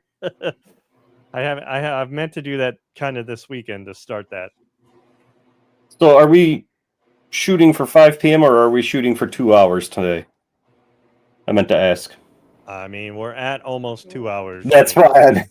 We're at almost 2 hours, and we really only have the rest of this story and 2 others to go through. Oh, okay, all right. Well, okay. Let's shoot for the 2, I guess. What do you got here? Well, I was talking here that. All right, we were talking about something. Yeah. Well, Warner Brothers. We were? Kind of. Well, I mean, we got it is about Netflix, so we did. Yeah, and then we went off on this totally different thing. You're welcome. Of suggesting shows for Koimiya to watch. That's why I said we need to clip this whole thing, send it to Netflix, and be like, "Dude, sponsor now." For all 3 of our viewers, which is ourselves. Mm-hmm. Probably. But yeah, the board is in the process of evaluating inbound acquisition offers with initial bids due November 20th. The media conglomerate said it will consider proposals in which Warner Brothers entity HBO Max and Studios is sold separately from Discovery Global. So that's, just getting into the business aspect of that. Wait. So HBO Max would not be included with that. They would just buy like the movie studio. Is that what I'm getting out of that? That's what I'm getting out of that. It says which It's sold wants separately. to- Yes. Okay. So they wouldn't be technically buying their streaming service. They're just buying the movie portion. Yep, and basically it sounds like Netflix would be helping fund it, and then basically I think what would happen is it would go into the theaters, and then they'd have exclusive streaming rights. Right. Yeah. It'd go to them first. Yeah, Netflix for its part has shunned releasing its own movies in theaters, with the exception for awards qualifying theatrical runs. Netflix co-CEO, remember they were. I think it was The Irishman was the big contender for that. They put that in the theater so it could be up for awards, but they only put it in for like 2 weeks. Yep. And then the Just rest of enough it to meet that little criteria. Yeah. How is 2 weeks a criteria for that? That should be like in the theaters for a month, I think. Because I mean, some movies Just get ganked after a couple days if it flops big enough. yeah. If it's doing that bad, you're like, what happened to that movie? Oh, that bad, huh? Okay. And so among Warner Brothers' upcoming titles is a third installment in the Gremlins franchise, which that feels like that's 20 years too late. I mean, It's is. prime. What are you talking about? It's in its prime, man. Set for theatrical release November 19th of 2027, so we still got about 2 years out. Producer Steven Spielberg, with Chris Columbus returning as a producer for The Lord of the Rings, The Hunt for Gollum, directed by Andy Serkis and produced by Peter Jackson, Fran Walsh, and Philippa Boynes. I don't know if I said that right. Slated for December 17th of 2027. Do we need another Lord of the Rings movie? No. We've had 6. I mean, I haven't seen any of the new ones. Yeah, the Ring or whatever, Ring of Power or whatever. The Desolation of Smog or whatever it is, and all of those. I haven't seen.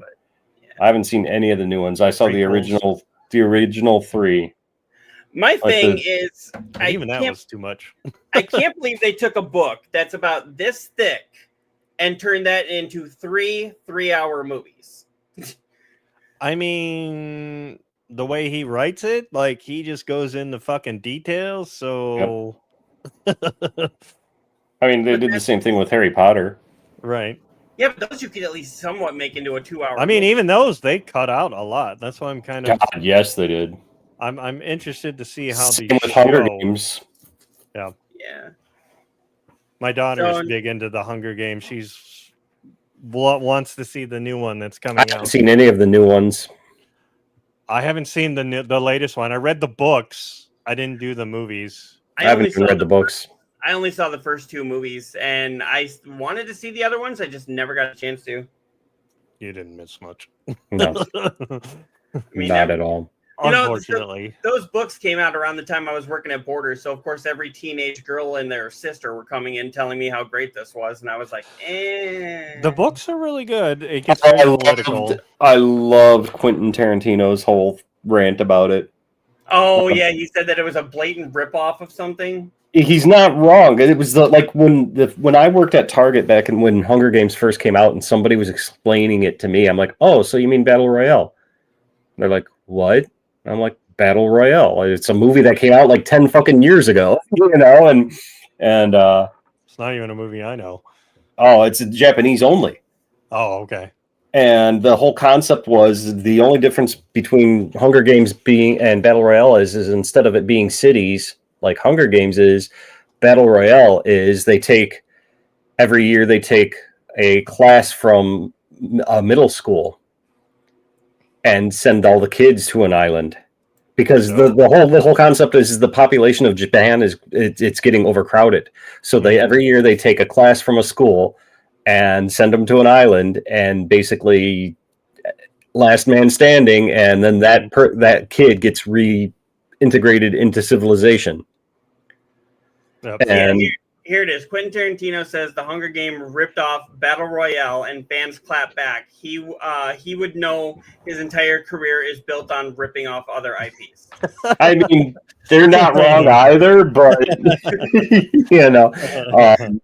like I said though, as soon as somebody started describing Hunger Games to me, I was like, oh, Battle Royale. Because I mean, it's like they've got, it's kids. The way it is the kids they start off with a backpack full of items, and whatever you get in that backpack is it. Like one kid gets like a frying pan, another might actually pull out a machine gun, like, and it's a killed or be killed.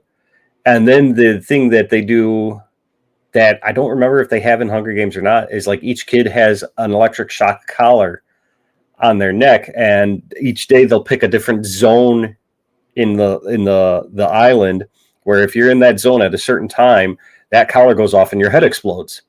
Oh, so you have to get to like a safety zone, which is why Fortnite and all that have the shrinking maps, because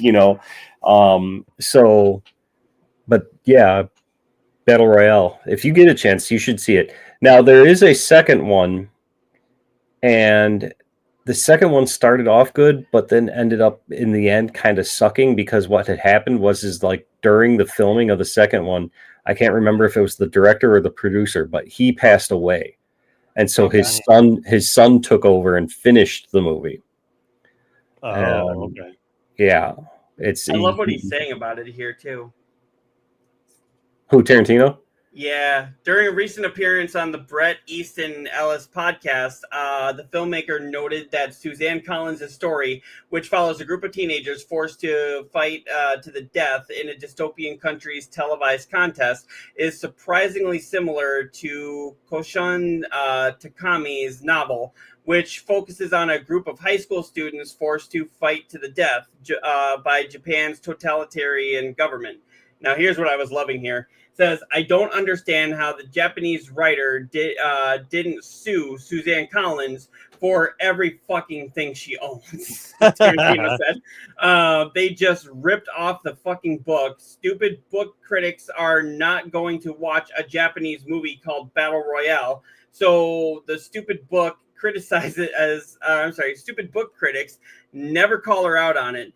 They talked about how it was the most original thing they'd ever fucking read.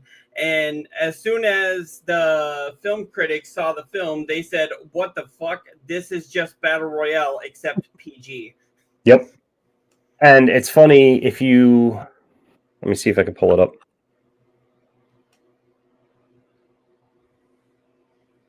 There's like... Is it a dubbed one, or yeah, you can. It's subtitled. I'm sure there's a dubbed one out there as well, but I have a subtitled copy laying around somewhere.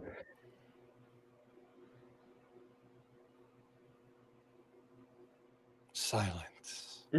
I'm just looking up something really quick here.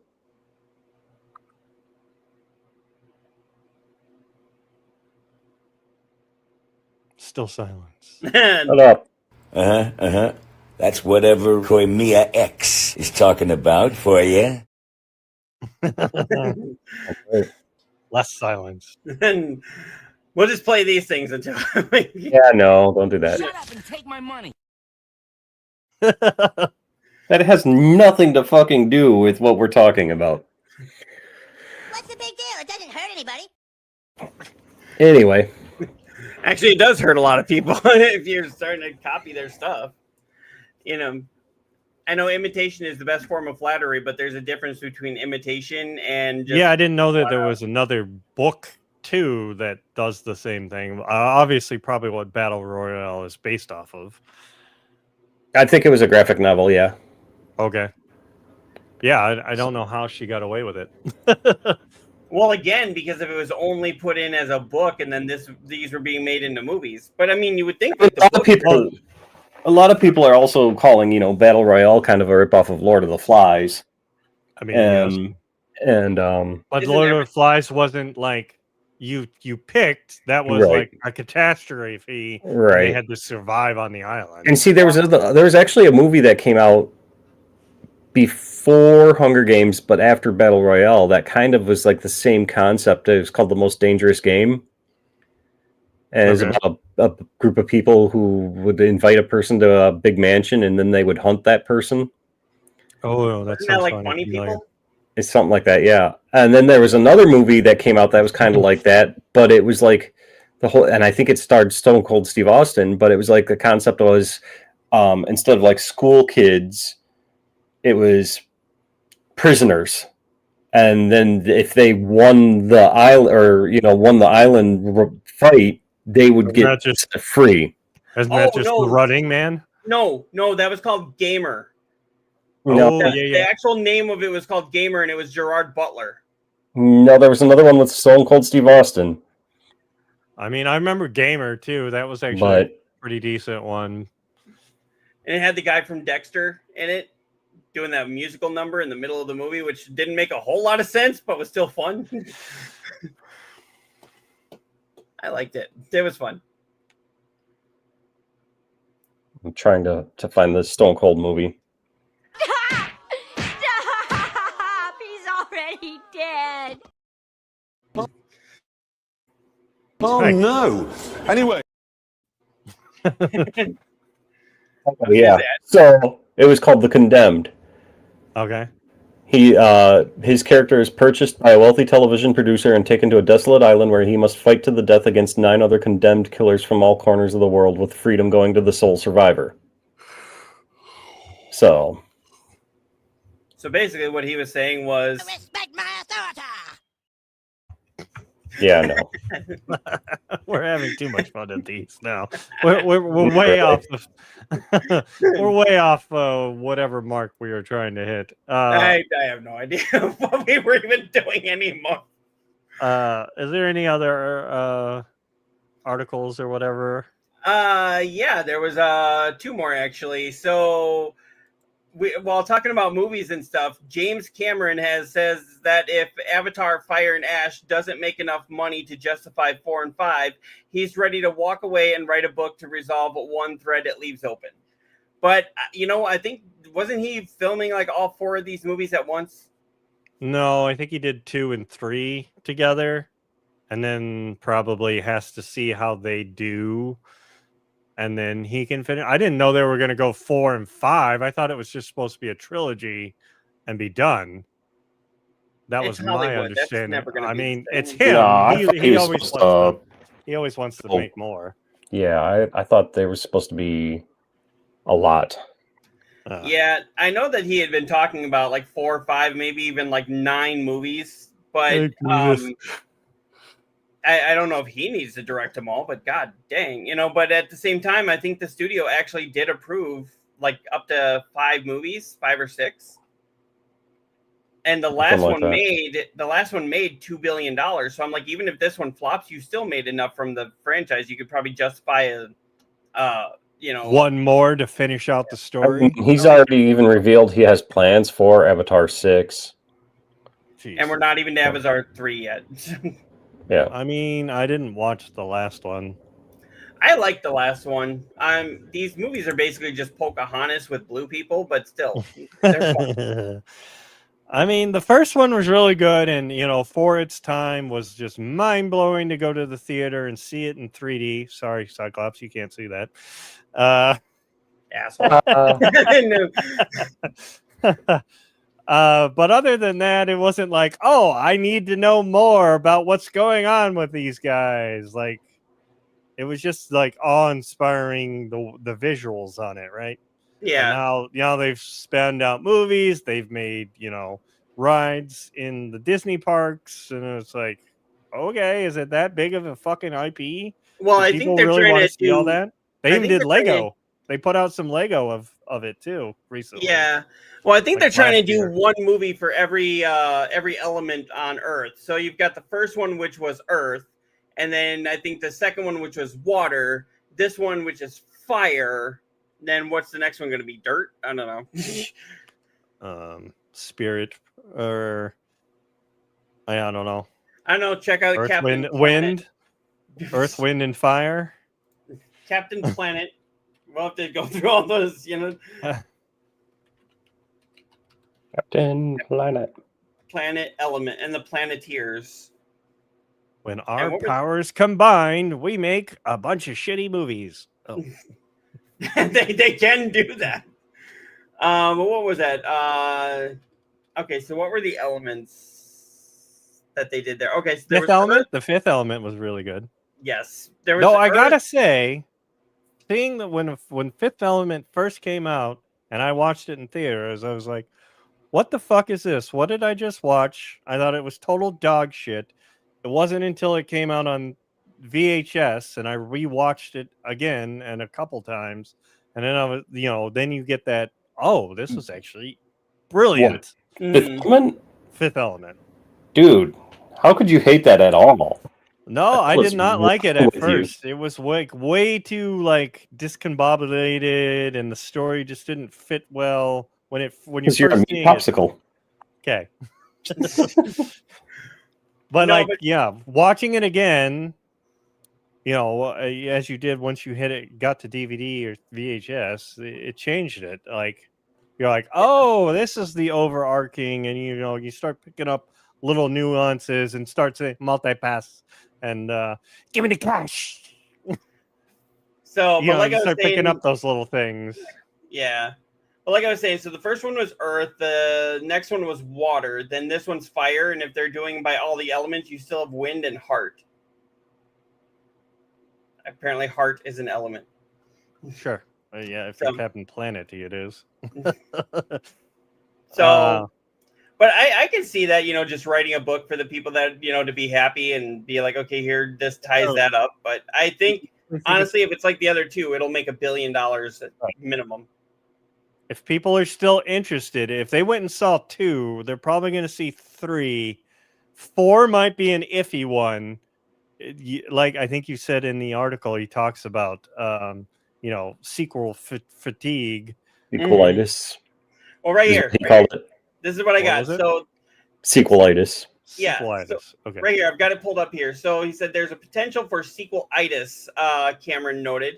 People tend to dismiss sequels unless it's the third Lord of the Rings film, and you want to see what happens to everybody, which in my mind this is the culmination of a story arc. But that may not be how the public sees it. Yeah, but he also then goes on to blame COVID still for empty theaters. I'm Right like, here. my guy. Right here, he says, and there's the 1-2 punch of streaming and COVID, which means fewer people are going to the movies. 75% of what it was in 2019. Cameron suggested. Well, what I'm thinking is he's not blaming COVID, but remember, pre-COVID, there was a lot more people going to the movies. Then during COVID, people got used to just streaming. When the movie theaters opened back up, people were like, "Well, fuck it, I can just watch it at home." They got used to I'll watching wait. it at home. I'll wait. What 2-3 months? It'll be on a streaming service. I can watch it at home, or Yeah, but here's the thing. It always was going to go that route. COVID just jump sped it started up.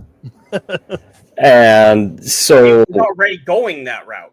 Exactly. So to sit here and go, oh well, there's not as many people because before COVID. Well, no shit, and it was going to happen regardless.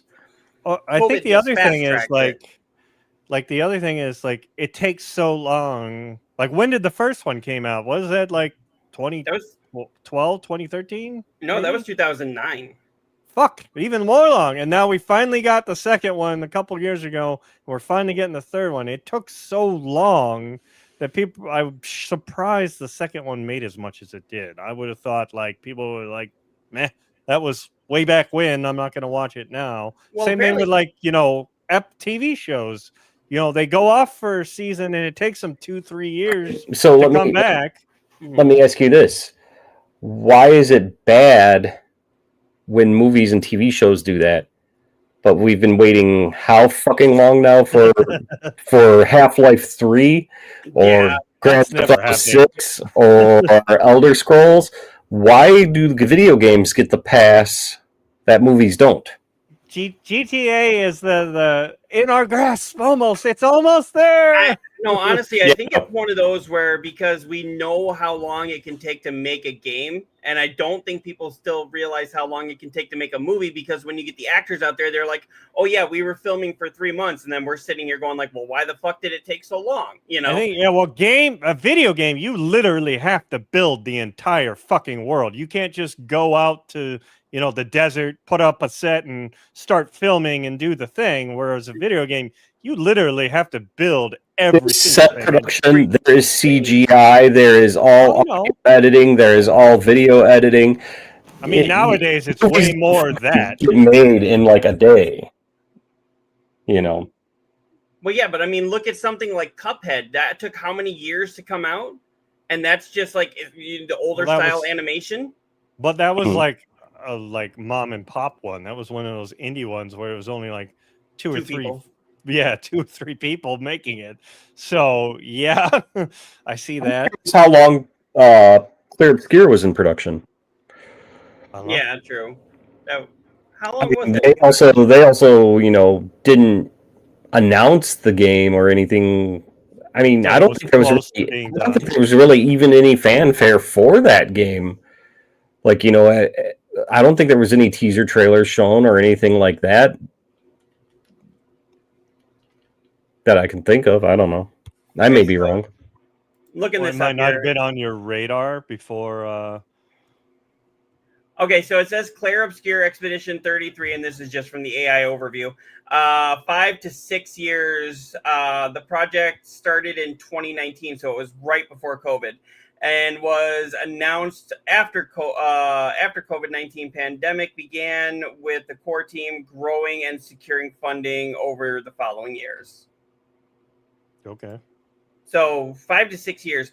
And so think about it. We still got that well before you got like Avatar 2, you know, Or GTA 6. or GTA 6. Yes. Or But I Elder mean, Scrolls. We I got think all of Stranger Things before GTA 6. I Literally think fucking all of it. the main problem with GTA 6 was it was on Is- Unreal 4. They brought out Unreal 5 and they're like, let's go to that. That'll look way better on the newer systems.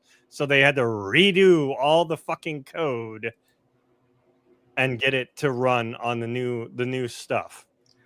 Well, I think not that's a only lot of where it comes from. Do you think they should have said, fuck that, we're going to continue with We're just going to Unreal continue 4? from where we are. You get it the way it looks. I don't think so. I think we're going to be blown the fuck. We've already seen some of the trailers. I'm saying we are. I'm just saying, do you think that they should have postponed everything to transfer over to Unreal 5, or should they have come out with it on Unreal 4 and then do the inevitable 5 years down the road remaster after fucking remaster and then do the upgrade then, like an Elder Scrolls Oblivion remaster where they got the whole new engine update? No, I'm glad they're doing it this way because we've seen some of the trailers, right? Like the visuals are just fucking mind blowing.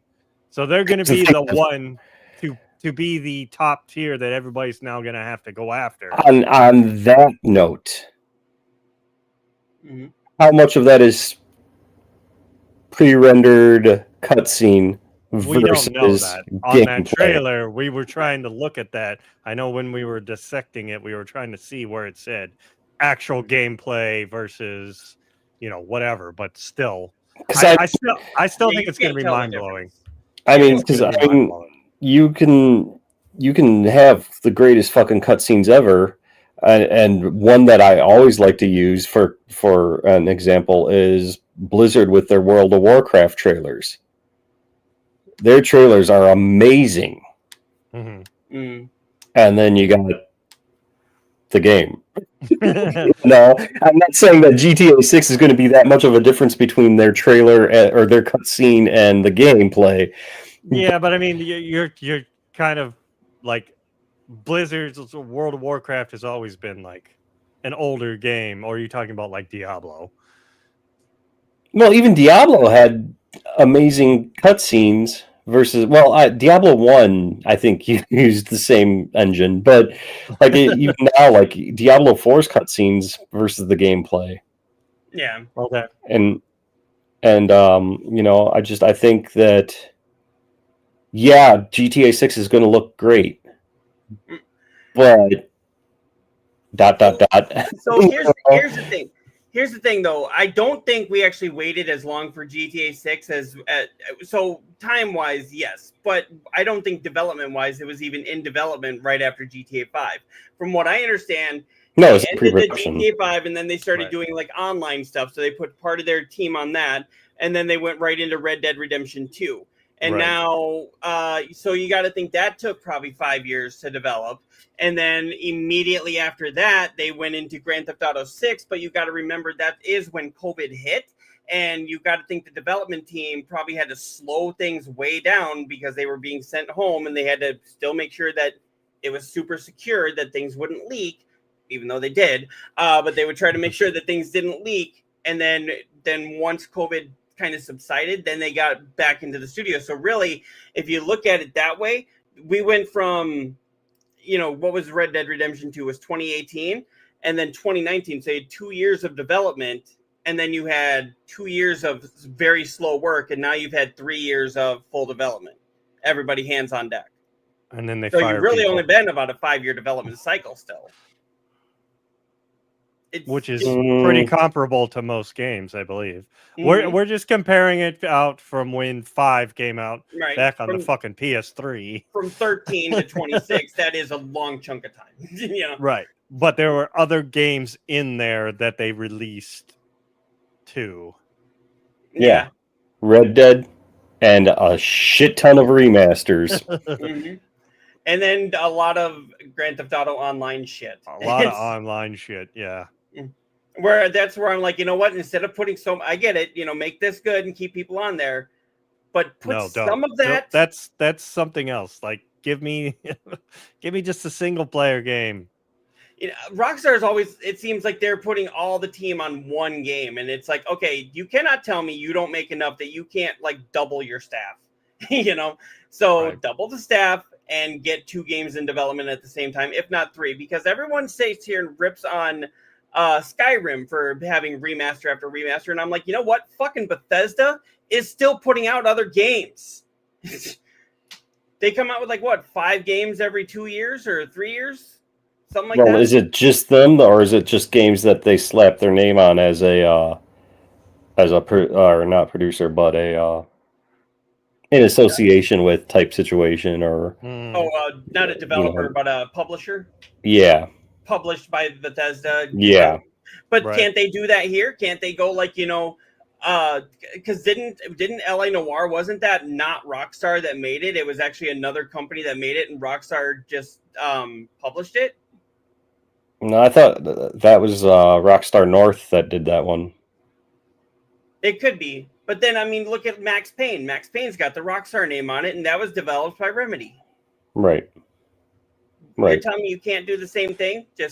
But here's the thing: if you were Rockstar, would you not be stingy on what you slap your name on? I was gonna say quality control. When you buy a Rockstar game, what you're getting and what you're in for on quality.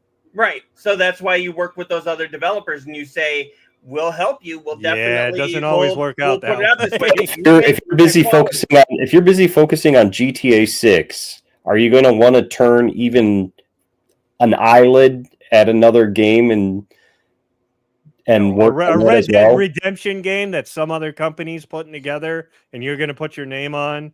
You're just going to be like, okay, yeah, whatever. We're focusing over here. Like, I don't think they have the resources to.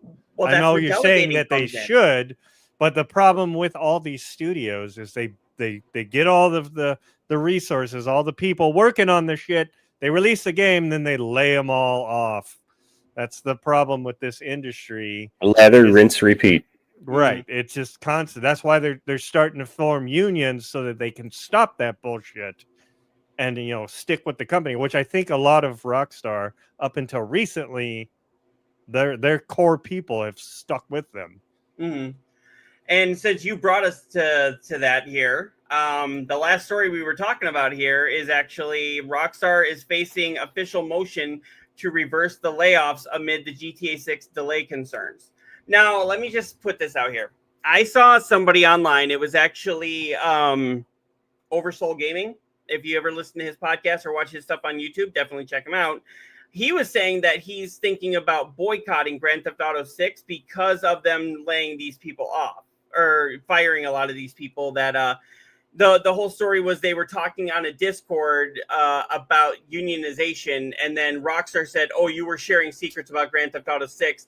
Got rid of 37 people, 32 people, something like that. 30 to 40 people. Yeah, and now they're saying they were getting rid of them because they were unionizing, and Rockstar saying no, it's because they were sharing information on a public That's server. the excuse they're using. Yes, that was a private server. And their whole thing is like, oh, well, it can be hacked. And it's like, well, you can be hacked. We already saw that did happen. get hacked. So,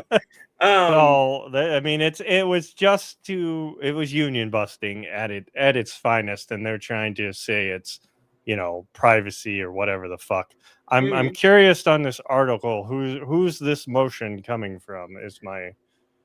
So let's see here. See why politicians are stepping in amid Grand Theft Auto 6. What I was saying though was I don't think you should boycott that game, because then that means that the developers that were working on it, some of them were 18-year veterans, and they did a lot of work, and you're basically just going to turn your back on the work they did too. Yep. That's how you hit them in the fucking pocketbook. Just like if a candy company came out with a really bad fucking ad, or went political and decided that you're gonna go with this person, and you're gonna boycott them and hurt them in the pocketbooks so that they change their fucking views. I see what he's saying there, but I'm also like, but the people that got fired, sorry, you're basically gonna shit on the work that they did, and a lot of them have worked on all these games. If you get enough people and they don't make their $2 billion or whatever the fuck it is they got to make off this game, the company is gonna be like, oh well, why is this oh wait, there's these people over here that are complaining about the people we laid off. Let's hire them back and get these people what they want, and get them to buy our video game. So you think it basically becomes oh shit. Yeah, oh shit. And they go into oh shit mode of oh fuck if you get enough people to rally behind it. So right here, without reading this whole thing, this the drama surrounding the layoffs even led to an anonymous current employee discussing the impact of losing their job. Now it appears the employees are getting support from city councilor who's pushing for even more backing. I believe I said that right. So it's councilor. Yeah. Looks like that. Files motion for Rockstar to reinstate fired employees. I want to know who it is, though. Right here. I'm also wondering where is this company based? This is London. Well, in the UK. That's the other thing. Like the Europeans are way more into their unions than us at America. America loves to try and, like, corporate America tries to shit on unions, bring them down, bust them, do all the thing, where usually over in that area, they're more pro-union than here. So that is very interesting that they're doing that.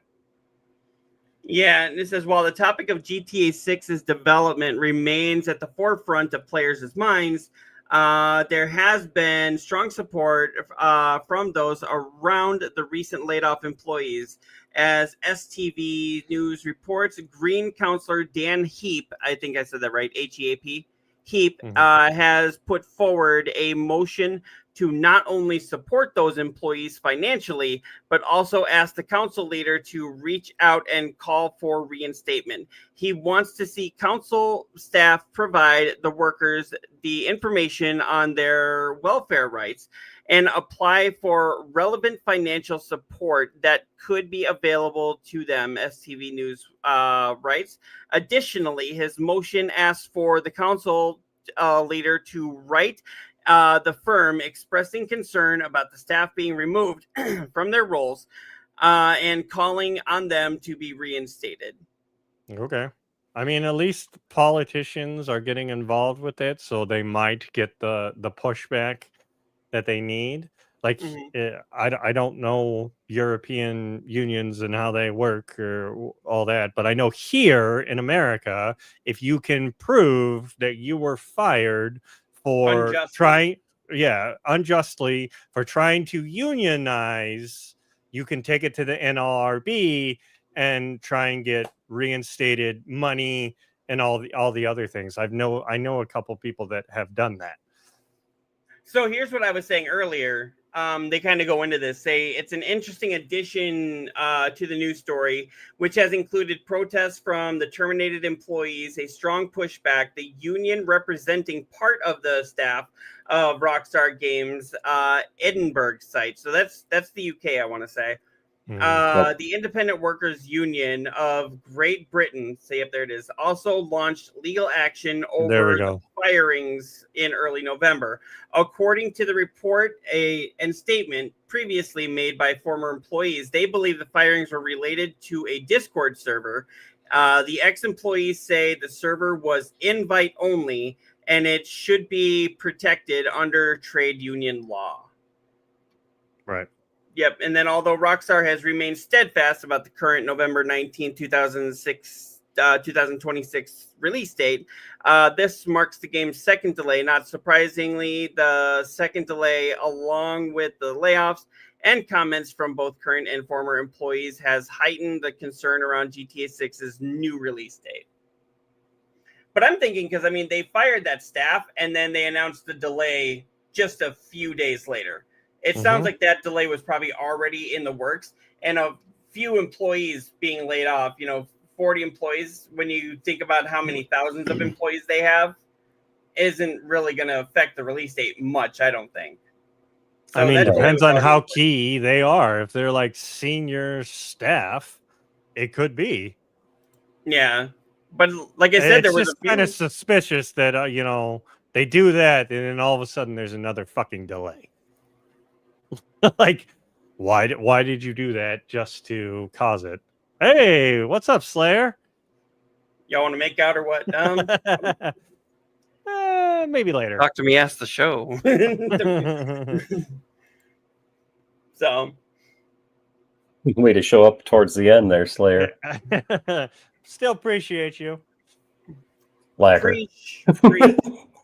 Preach. Okay, come on. Freaking guy. All right. Let's pretend like we're in high school and like make out, like practice on your hand, Let's not. Is that what you were doing in high school? No comment. Did it look different depending on which eye you were looking? Or would you jar? That's our thing now, jar. Yeah, I think we need to get that as a clip. Jar. I'll find it and send it to Cyclops to edit or whatever. Said, what do you say here? Don't need it. Don't need a hand when you got the boys. Man, I can't go down to the boys. Well, you just have to remove your ribs like Marilyn Manson, right? And if you're talking about us three as the boys, we are very hundreds of miles apart. It looks like we're together right now, but we're not. Yeah. Uh-huh. Magic. So, through the magic of the internet. The Something interwebs. Oh, did you ever see that when Ben Stiller I think he was presenting an Oscar award or something like that. It was like for best special effects. He went up on stage and he had a green suit on and he was just like moving his head. And he was like, everybody can see what I'm doing, but nobody knows how I'm doing it. This is blowing Spielberg's mind. And Spielberg was like, oh, what? And then he literally said like, he grabbed the envelope and he was like just messing around with it. And he's like, through the power of movie magic, open yourself. So he did. Yep. He opened it and he's like, and the winner is whatever. You just lost everybody. Yep. Yeah, probably. I mean, all of one of us. Good thing I'm a truck driver. All of us. When he comes back. If you're a truck driver, be careful out there because it's rainy, snowy, icy, and Brian's on the road. and shitty, just plain shitty out there. So drive safe. Depending on where you're at, it's really hitting like Wisconsin, Illinois. I think it's going to hit Ohio. Yeah. I think the Dakotas are getting hit pretty hard. So, is that the last of it? That's The Last of Us. What do you say? Yeah. Easy conditions. Okay. Just don't jackknife and don't jack off. Or don't do them at the same time. Or one causes the other, maybe? I actually knew somebody that was that told their dog that named their dog Jack, and then they would be like when they were telling him to get off the couch, they were like Jack off, and I was just like, I can't do this. I am not mature enough to hear that. I'm not. You're talking to somebody who has the mind of a 12-year-old. I know. I told them that. They were like, turned out that's why they named him Jack, because they wanted to do that. Just so they could get that joke. I thought I was immature. Oh, what did they say here? I can only agree to one of those conditions. Russian roulette. Which one will it be? Oh, wow. Wow. Yeah. All right. Are we done with the articles? We're at 2 hours 30 minutes. Yep, we are. It took us that long to get through 2 more articles. Hey, if you know that's what? not a surprise. Well, I mean, we started talking about Netflix, and then all of a sudden we just, coin that me. was it. Netflix was that Netflix was before fucking 2 hours, so don't even. But that did suck up a bunch, and then the beginning also of us all signing on to this new site. Wait, you said that sucked up a bunch? Phrasing. Obviously. Oh, brother. Couldn't help it. Had to do it. Uh-huh. Yeah, okay. So with all that, did you get Clair Obscure yet there, Cyclops, or no? I think it's one that you can get off of Game Pass, and I still have Game Pass, so I'm still going to have to get it. I'm sorry. I know Koimi is very upset with me. I haven't got that. I haven't got the other one now. Neodeath's mad too. Yeah, I mean, you got to experience this one. It's pretty fucking good. I have to finally admit it to the old man. He's got one right. I told you last week. Okay, how come this was Saturday Cyclops' problem. You need to stop what you're playing and play Clear Obscure. And you're like, I got too clean. And I'm like, no, that's future Cyclops' problem. Your problem is you're going to play Clear Obscure. And I cleaned instead, and I'm glad I did. And you're fucking wrong. Wrong. Okay, Neodeath, how come you can play Clair Obscure almost instantly after he tells you to, but you still haven't fucking played Doki Doki Literature Club? Because this one actually, this is like up my alley of a turn-based RPG. You had me sold there. I should have gotten it like a long time ago when it first came out. You should have got Doki Doki Literature Club along. I have it. He just hasn't fucking played it yet. I haven't played it yet. I don't know. It's like one of those, like, I want to say storybook games. He's got to read. You're right. He's got to read. I'm like, no. I mean, no. Most RPGs, you usually have to read a lot. I do like that this game is like fully voice acted, and that makes it way better. Oh, what is he asking here, Slayer? What did you ever play Whatever Happened to Edith Finch? I did. I think I did. I did. I started it. I have it. I know I have it. I did. I think I started the beginning, but I didn't get very far. That was a. I'm going to use Koimiya's phrase. That was a fantastic game. That's good. Now play Clair Obscure. Right. Nope. Nope. And I also 10 out of 10 game. Okay. Oh yeah, it's definitely a 10 out of 10. Now it's one of those. What's that? Clair Obscure? Yeah. Yeah, it is. It is one of those walking simulators. What Remains of Edith Finch. It is a walking simulator, but the story that it tells you it's like chef's kiss. Mwah. You know what's a good story? Clair Obscure, we get it. Doki Doki Literature Club. Yes. Just when you thought he was going to go one way, he jigs it and goes the other way. That's right. Yeah. You can zig, I zag. I still say the developers of Silksong need to show up anyway to the Game Awards. Yes, I believe them being a sore loser or whatever. They're not even a loser yet. Oh, they know they're going to lose. We all know who's winning. We get that, but you still gotta, the great game. Say it. Put some respect on it. Come on. Come on. Let me hear you say it. No. Cyclops, say it. He can't say it. He hasn't seen it yet. I haven't played it. He literally has not seen it yet. I know. One eye has not seen that. Put some respect on the title anyway. Put some respect on the title anyway. So I mean, I will definitely play it. I just can't play Tonight. We'll see. Tonight. You don't even have to stream it. I mean, while it's still on sale, now would be the time to jump on it. Or if you're not buying it, if it's on the Game Pass, if it's free. You don't even have to stream it. I don't even have money right now to buy things. Exactly. Game Pass. Play it tonight. to. I know you don't got a clean. You did that last week. He's a bully, isn't he, folks? That's it. I'm going to tell Angel on you. Play it. Angel will probably agree with me. Angel will probably go, "Where's your hat and shirt?" Yeah, I'm trying. Dude, I do not have money to burn like you guys do. There's my hat. I got to remember where the fuck I put the shirt. Well, you've got... Because you know what's coming. Hoodies and coffee mugs. I know. I'm looking forward to the hoodie. They're pullover. They're not zip up. I asked them. I like zip up, though. I do. I like them. I like both. I'm a pullover. I used to like pullovers. Yeah, we know you do. But the coffee mug, I do. I do like me a good coffee mug on screen. A little ad. Nice placement. little beam triangle on a black coffee mug.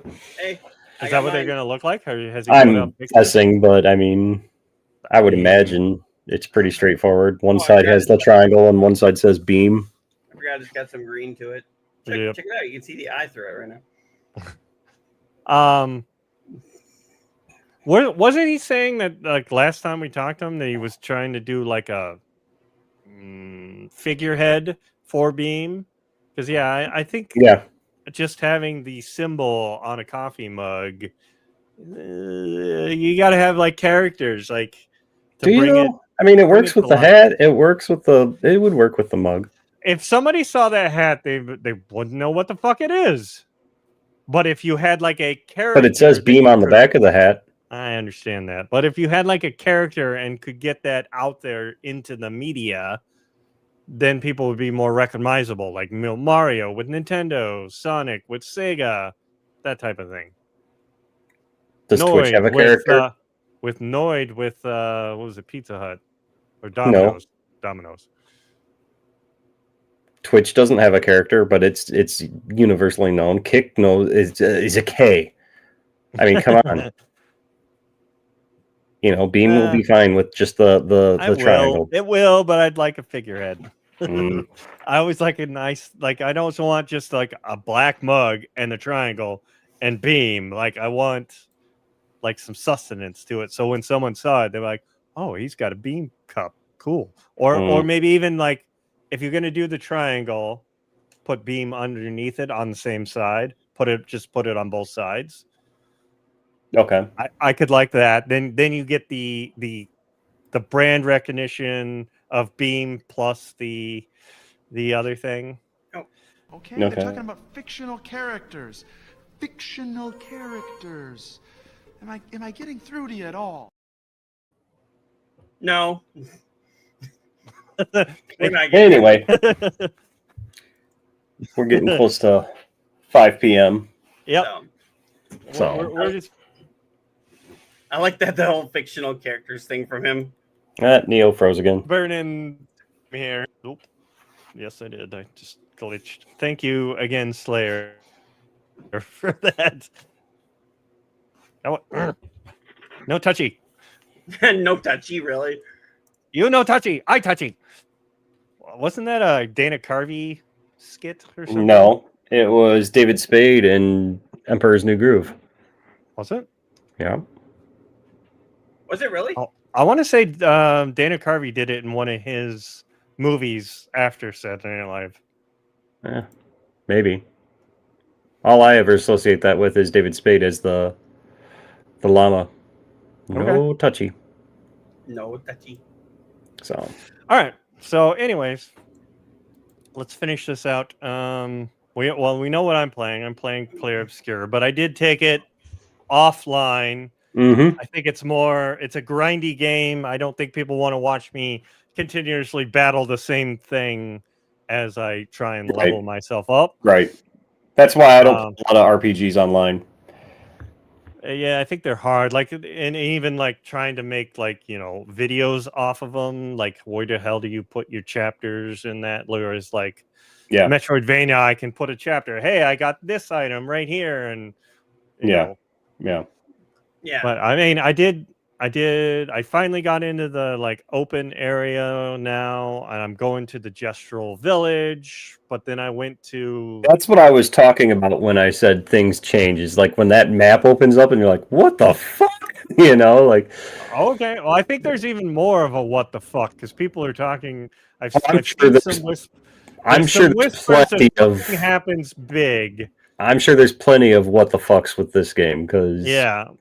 Like But yeah, even when you first arrive on the Paintress's Island, Yeah, I mean the whole story is like very captivating, and you're like, you want to know what the fuck is going on. Yep, and that's why One I thing said I like about it that's is like that's it why I said sucks you in from the beginning, and you're like, wait, what is going on here? And then you get to that first like big cutscene before they go there, and you're like, yeah, whoa, okay.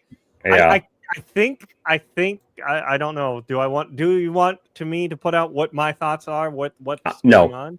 No, No. Okay. no, because I have some of my own too. So Yeah, I mean, Um, I think I figured it out, kind of what's going on, but not fully. right, Just from Yeah. the little bit that I've gotten into. yeah, it's such a great game. Such a great game. And I mean- I told you even when you were streaming it, I'm like, this is one where you're going to be like, oh, I only want to do it on stream, and then you're going to be sitting there going, God, what happens next? It wasn't even that. It was just like I don't want to sit here grinding the same because I was doing that a lot in the stream. I would just, go kill something, go back to the flag, reset, go kill something, just to grind myself up.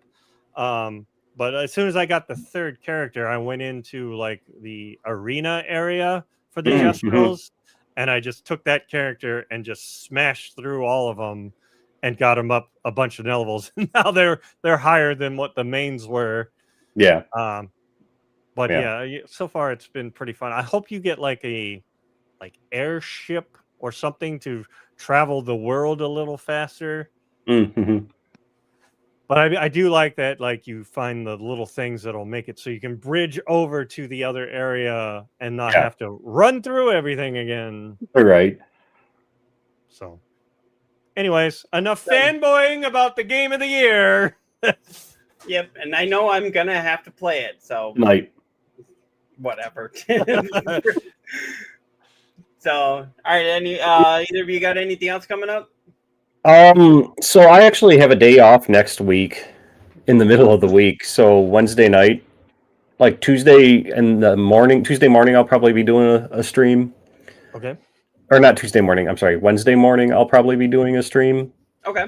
Because I have a meeting that afternoon, so I need to stay up for that meeting. It's like a 1 to 4 p.m. meeting, but then I'm off Wednesday night. So what I'll probably do is after that meeting is I'll come home and take a nap or whatever, and then do another stream on Wednesday night. Okay. But I'm planning on doing a Is It As Bad As They Claim It to Be stream, and check out Mind's Eye. Good luck to you, sir. Thank you for doing the hard work for us. No problem. Play No it problem. so you don't have to. That's right. So I know I was watching Mem when he was playing it. Mhm. And I was like, oh, okay. Yeah, well, that's something. Yeah. Yeah, pretty much. Yeah. So Take a bow. Okay. that has nothing to do with whatever you're talking He about. likes to press buttons. Leave him alone. I hit Let that him one press his button. I hit that one by accident. I was Sure actually you trying to whatever. I was trying to move it down here. Sure you didn't. But yeah, I mean, I'll be doing streaming that for me and has been tests. pretty hit and miss. Also, Yeah. I need to get back into playing the games that I stopped, like Hollow Knight, also Donkey Kong. Like I just kind of abruptly stopped doing them. But Koimiya, you're gonna play Clair Obscur, right? That's your next game, right? Nod your Mine? head. Tonight. Mine? Right? Tonight? Tonight? Nine? No. Nine? Mine? No. The Yes. birds? No, actually, I'm in the middle of Dragon Quest HD remasters. Was that the other one you were just playing? Well, the one I was playing on the stream the other day was the Uden Chronicles. Okay. But I've been on like this retro RPG kick lately, and so I've been playing the Dragon Quest remasters, and then like even though it's not really technically retro, it's got that look. The Octopath Traveler O demo was pretty good. So I've been playing those lately. And then yes, Clair Obscure is on my list, and then Mind's Eye next week. So All right. Okay, then. And just a reminder for the listeners, we will not be live next week, but we will be back in 2 weeks with Angel Munoz from Beam. Yes. And it sounded like he wanted to talk about some things on Beam. here. So I mean, they have done a lot of things for the platform since the last time he was on. yes. Right. So, and I'm sure he's got a lot of other things in the pipeline. Also. Maybe he'll show off his brand new $9,000 computer that he got. And I'm not kidding when I say that price. That price dropped at Alexander PCs. They made him a $9,000 computer.